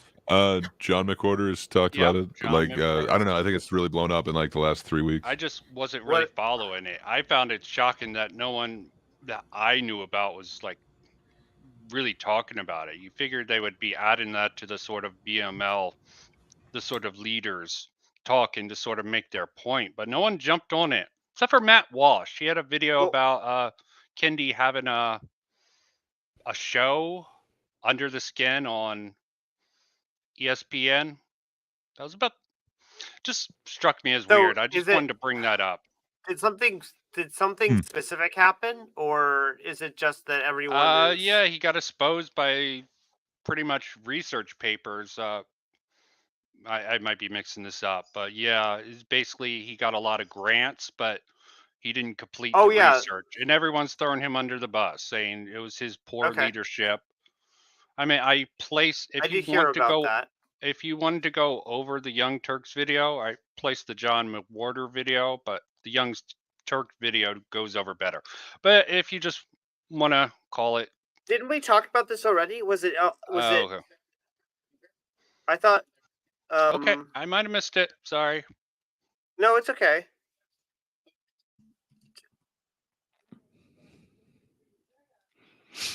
I guess not much discussion around this. Sorry. Yeah, no. Well, Ibram Max Kendi, he had that program on it where, program on it. He had a program, a grant, a nonprofit organization, right, where he was given like $43 million to do research on race issues, and then he ended up wasting most of the money. And correct. Yeah, and they came out with almost no findings, and the certain findings they did come out were very timely COVID related, so they're already kind of not useful. They were found in 5 different houses that he now lives in. Yeah, I'm just surprised no one really capitalized on this. I guess it's just a dying subject matter. It's even hard to find when you look up his name on YouTube. How do you get a It grant was- for 43 million? It was a whole bunch of different little Well, grants Yeah, it was that added multiple up, I mean, he was going to make that a new added up to. amendment. and a lot of Yeah. them just sort of petered out and failed. No results, no research being I done hate with them. life. Yeah, they just I think part of it was funding poems on Black experience is how some of it was spent. I remember it's kind of crazy what they spent the money on.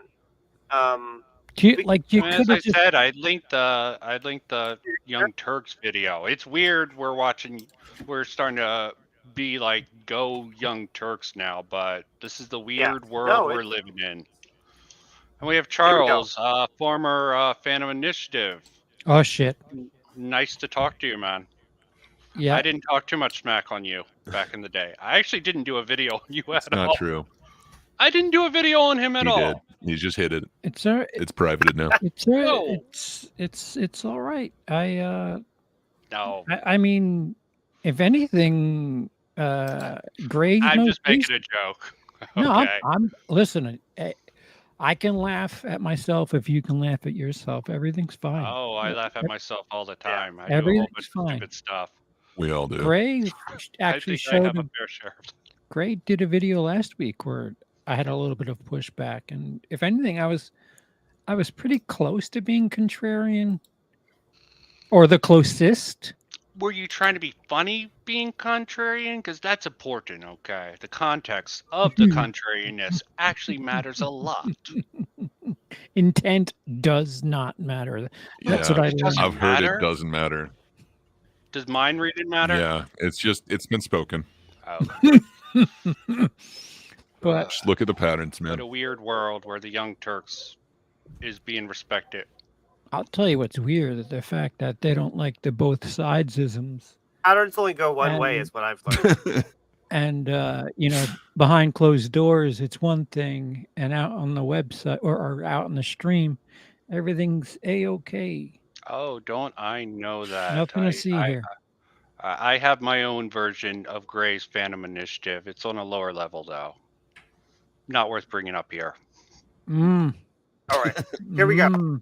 Anti-racist author Ibram X. Kendi's Center for Anti-Racist Research at Boston University is embroiled in quite a bit of controversy after an undisclosed number of staffers from the center were laid off in just over 3 years, and the program's now transitioning to a fellowship model.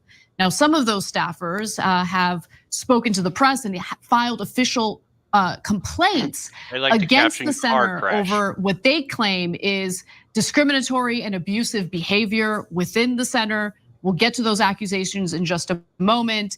But there's also an issue regarding the massive amount of grants the center has taken in, which in return, they were supposed to provide research on racism in America and other various specific projects. But the research was never done. It's never been put out. And so now people are wondering, well, where did the tens of millions of dollars in grant money go? So let's See, What would- I don't know why people didn't capitalize off of that. Maybe he didn't do research because there is no racism. We all know that's bullshit, but I'm surprised people didn't Well, attach couldn't it be themselves to that racist to idea. put a time frame on it? I think this is, Yeah. yeah, because timeliness is racist, right? Yeah.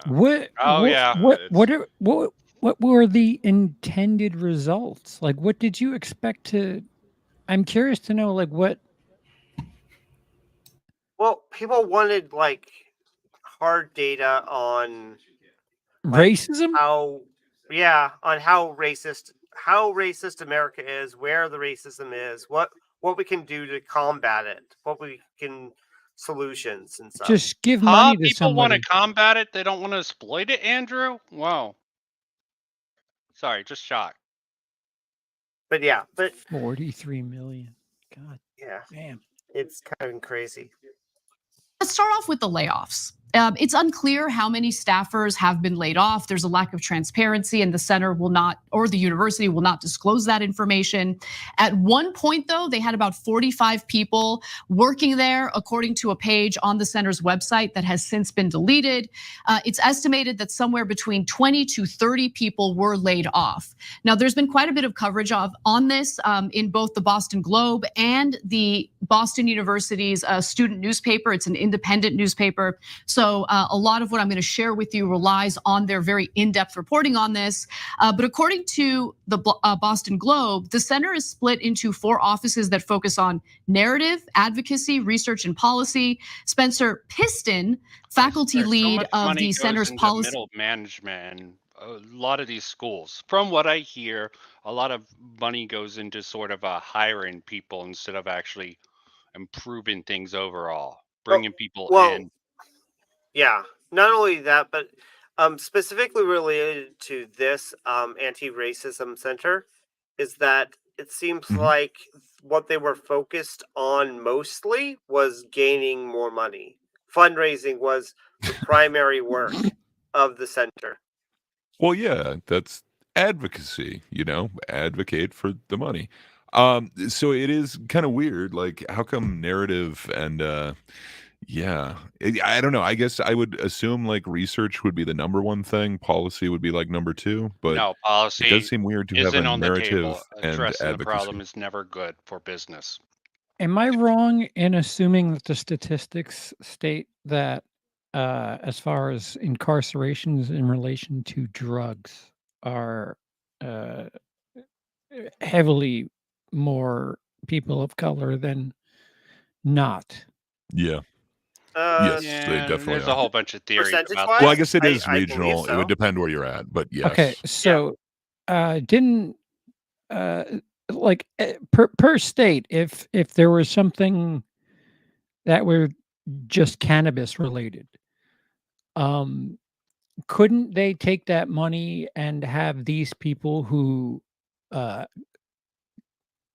perhaps have selling standards and or techniques and have them establish some sort of segue system into, I don't know, growing and or selling cannabis in new states that have passed or I don't reverted laws? I think This I is my- understand what you're this is saying. my main- Sounds like a yeah. possible solution. No, this is my The main. It seems wagging like you would have to tobacco be in for the the reefer policy madness. part of this. Yeah. So And it makes you yes, money, but too, that 'cause is it not taxes. necessarily what Kendi's. Well, yeah, and that's kind of the weird thing because Kendi isn't actually like interested in making a solution. Like his whole thing is like, No, what he is does racism? have Racism is a solutions, and they're marriage of. insane. Okay. Oh yeah. He wants No, to he create really a doesn't. No, he Because wants to create a department like for anti-racism within like the In the Constitution. government. yes, Yeah. but you would need to know what he's actually saying when he's saying that. So a racist is one who's supporting a racist policy through their action or inaction or expressing a racist idea. So then you'd want to know like what a racist idea is. He keeps using these circular definitions, but essentially it becomes outcomes. So Oh, you're talking about his literally actual he's saying the only way words. to make up. Okay. His policy Yes. description is to Yeah, create so a board to sort of govern laws that are being passed to analyze if they're racist yeah, it or was not. supposed to be an But anti-racist the logic amendment. of what It is was supposed to racist actually go to the under his Constitution. framework is completely bonkers and circular. I agree with that. Yes. But also to play into what was said earlier about finding a solution being bad for business, it seems like if you are setting up a committee to be the anti-racism committee, that is a step to perpetuate the same type of advocacy or same line of work that he's been in this whole time. It doesn't actually solve anything or end anything. It's just a continuation of the process. And speaking to what Charles was saying, that is my main kind of contention, that we don't have outreach or was it placement as a main placement / outreach as a main kind of thing in like not only just prison but like schools and other programs where it seems like what's happening is that like people get pushed out into the world, and there's this big luck factor on whether or not they actually succeed, and we could be doing more about trying to match people with jobs, with opportunities, with resources, Right. so Right. that Yeah, I think because some I of mean, Kendi's yeah, research goes, and I don't know if they go into this, but basically about black students going to colleges and dropping out. That might be a completely different thing, but yeah, there's some stuff with the colleges that are really weird with racism. I mean, Some overlap with AI. Sorry. so like casinos hire people that cheat, and yeah, they have them Mhm. tell them like, you know, the secrets and stuff, and Yeah, they help them. that makes sense. Same thing with like hackers. Yeah, The right, government hires the right. hackers. So just, you know, I'm an advocate for just making, as far as uh narcotics are concerned, just making everything legal and tax the shit out of it, and you know, make sure you have it regulated, and the people who are in jail, give them a inside track. The yeah, So that sounds pretty awesome. Like that does sound like it would be a solution. But like what Kendi was putting forth was the anti-racist amendment, and that would establish and permanently fund the Department of Anti-Racism, which would be comprised formally trained experts on racism and political opportunities. The Department of Anti-Racism would be responsible for pre-clearing all local, state, and federal public policies You're to reading ensure that, that they aren't you, are in Gray? fact yeah, I Oh, am. okay. It's good to do. Make sure that they are in fact racially equitable. I don't know, like that just seems really strange that you'd be giving this new funded department that is forever funded the pre-clearance of every law. Like I Yeah. don't know, that just seems like it's just ripe for somebody misusing that. Yeah. But again, like his solution for, you know, any sort of racial discrimination is anti-racist discrimination, which is like I don't know. It just seems a little weird. It doesn't seem like it's an actual solution. Like, hey, here's the problem. Here's a possible solution. Like what you were mentioning, like you know, the marijuana one, for instance. Like that makes perfect sense as opposed to just, you know, having people as like free labor in a I jail see or it just whatever. as pushing the pendulum the other way. You're going to have the backswing. What do you mean? possibly.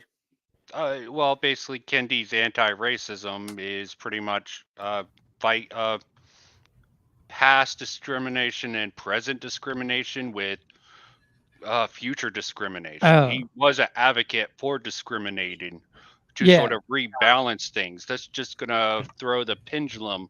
You had previously black discrimination. He was sort of slightly saying white discrimination to, Yeah. you know, justify the past and present discrimination. I understand. I thought you were talking, but I thought you were countering what Gray was saying, and No, sorry. It's okay. Well, The phrase, even kind of the more insidious part.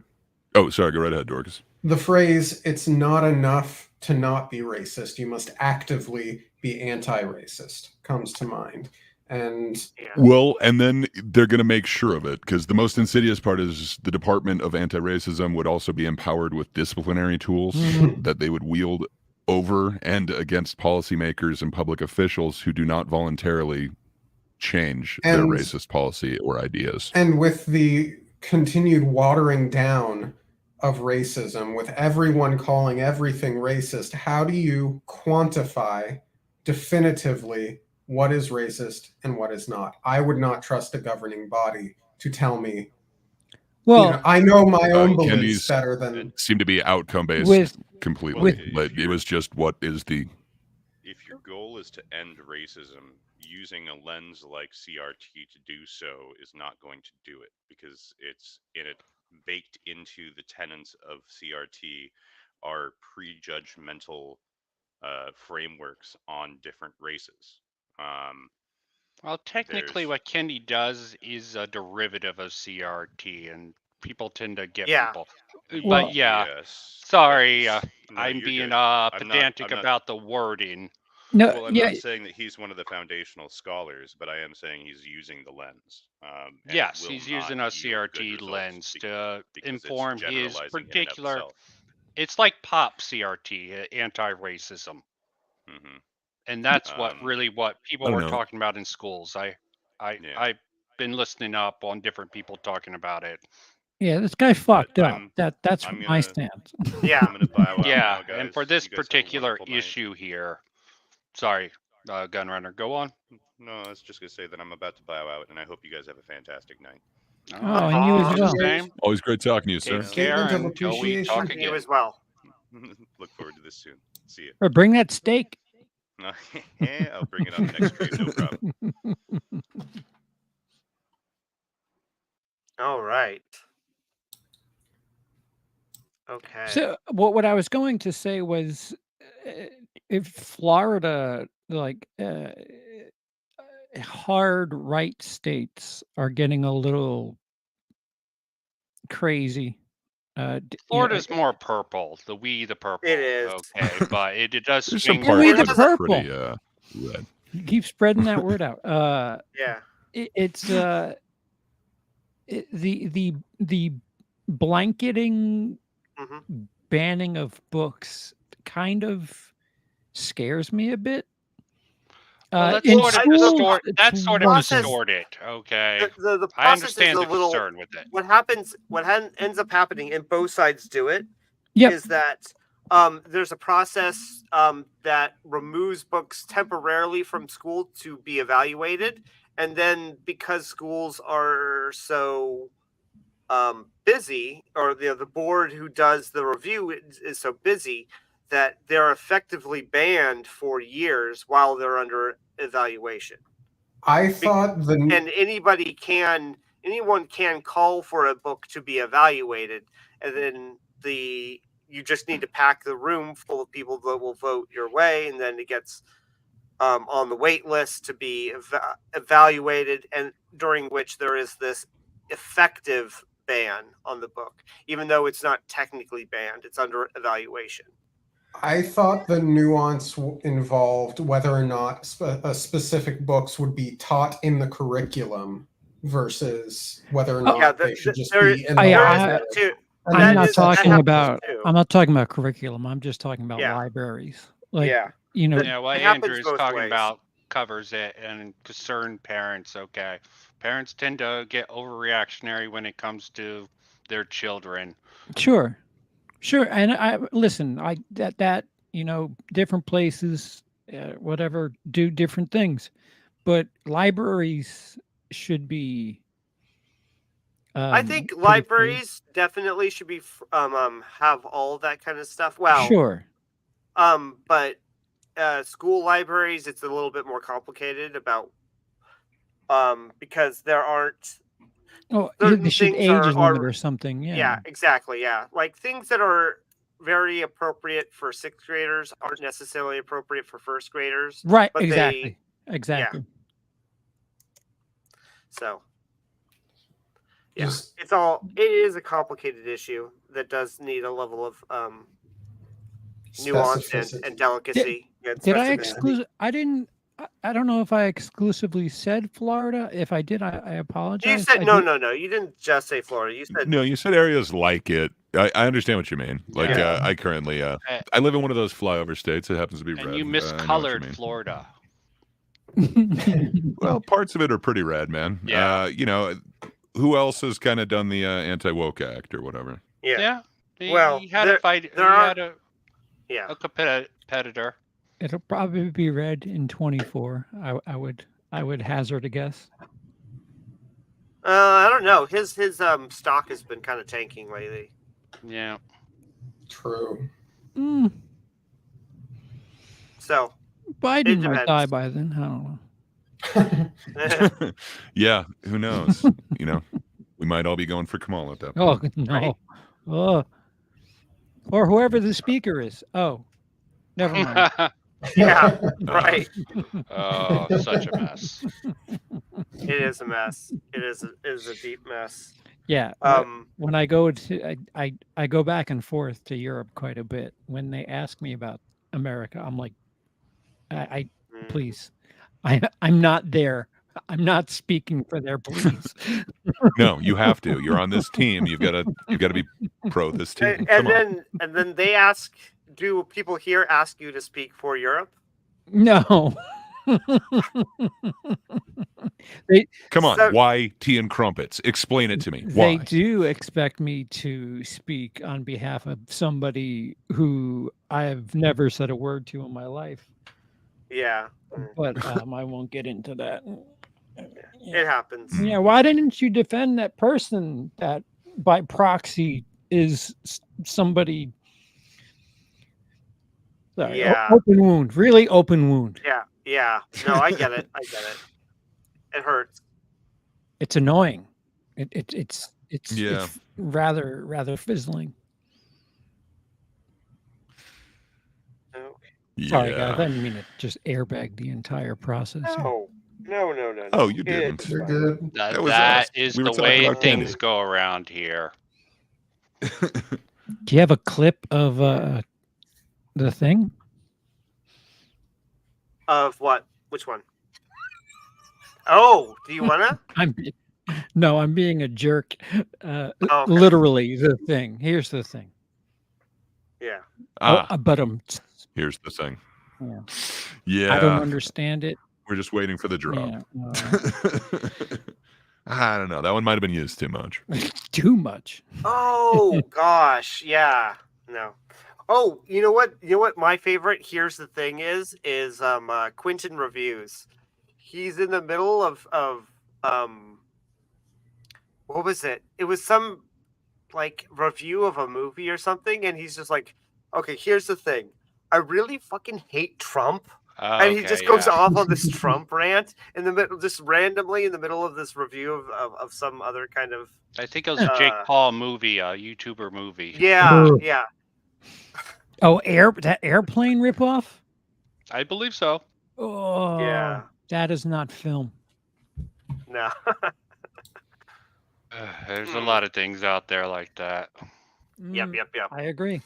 Well, I mean, All it's the equivalent of giving $48 million to somebody who just said, I got grants, and Yeah. Whatever. You know a what? lot of laundry is done through the film industry. Like, all those horrible horror movies. Yeah. A lot of that. Yeah. just to You mean clean the up amazing money. ones? Yeah. Charles is like at least 5 or 6 of the way through the Saw franchise now. I'm all those the are way. not horrible. I'm all the way money. done. You're all made the way it? done? Nice. Okay. How Sadly, was I it? don't know So if Spiral's your favorite? That's the reason for that.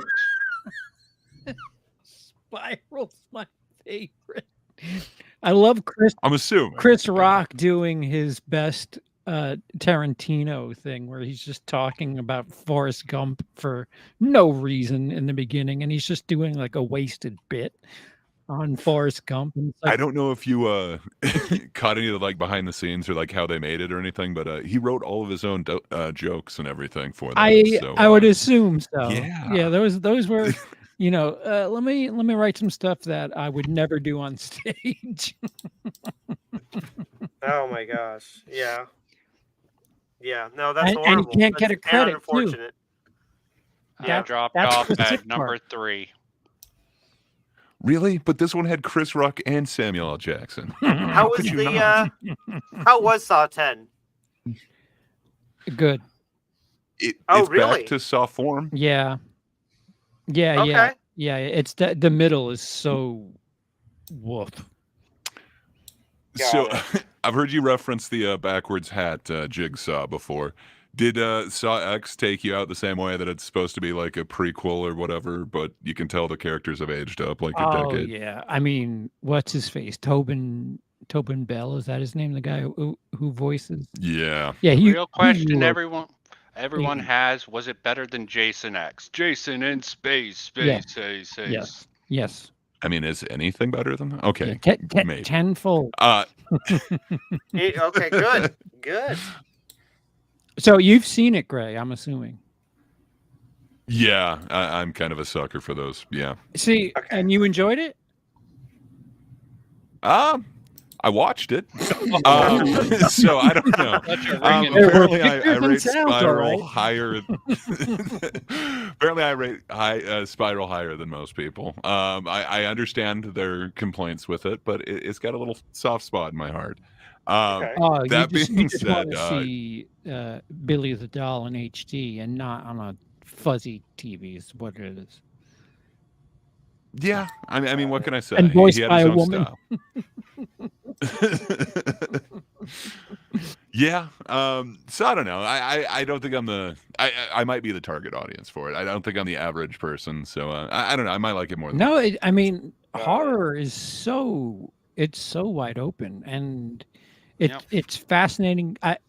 Your response, considering that Spiral is up there for you, is fascinating because it's my opinion that Saw X is, if you're like a torture porn aficionado, Saw X may bother you. Okay, is it more cerebral? Yeah, no, it sets up characters. It kind of sticks with you. Well, yeah, they give you gore in the beginning, but like it's kind of a dick move because I don't want to spoil it, but like you get gore pretty early in the movie, but did it happen? Is whatever. Okay. But then they set up him. It takes place between 1 and 2, I believe.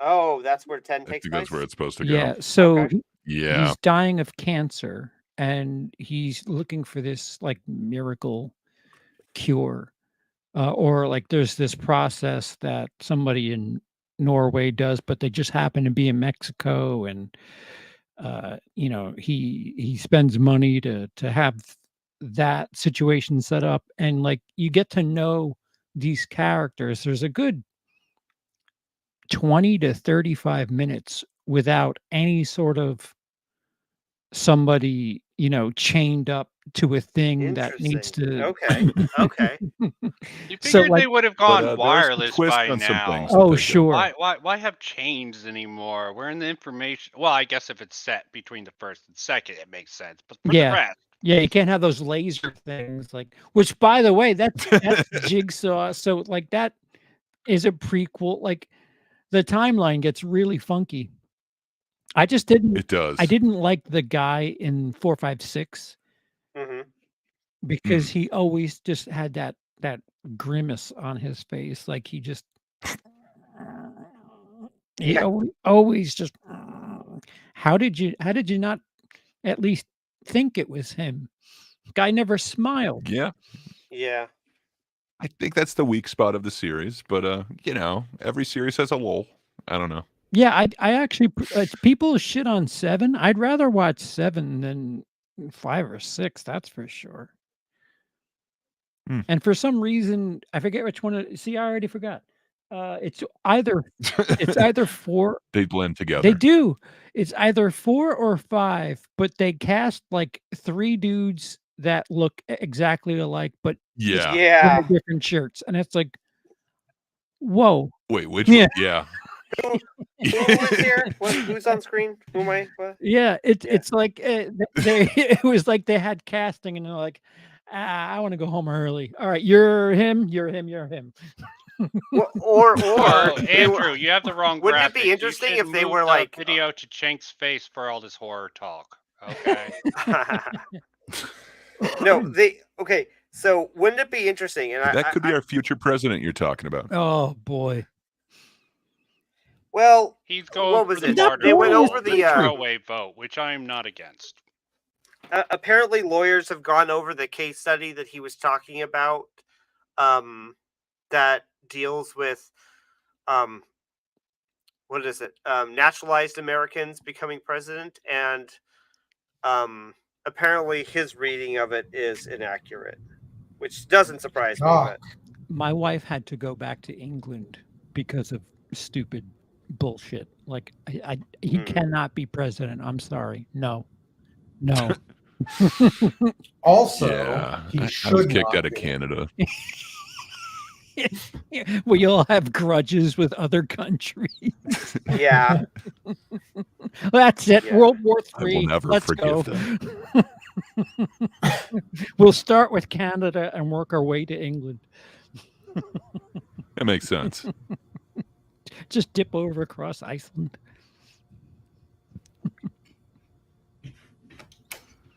I was being facetious, guys. Relax. Yeah. We're all No, I'm down for this plan. I'm just writing it down right now. Sorry, Yes. I didn't mean to be I've got silent maps. here. We need to get Hydra to form our Plan it out. Yes. Yeah, Oh, I mean, he's at least munition specialist. All right, and then Sorry, did I? we're Sort of ruin the we're about out of time, so I think why don't we just end it here and say goodbye to everyone? Goodbye to everyone. Okay. Bye, Goodbye, everyone. people. Well, it has been. All right, I think Dorcas wins. No, wait. Yes, there we go. Okay, cool. So thank you everyone for showing up. Kitty will be back next week. That is my belief. Her vacation should be ending soon, and then business back to usual. Thanks for putting up with the substitute here, and have a great day, everyone. Thanks. Bye-bye. Bye. Goodbye. Bye.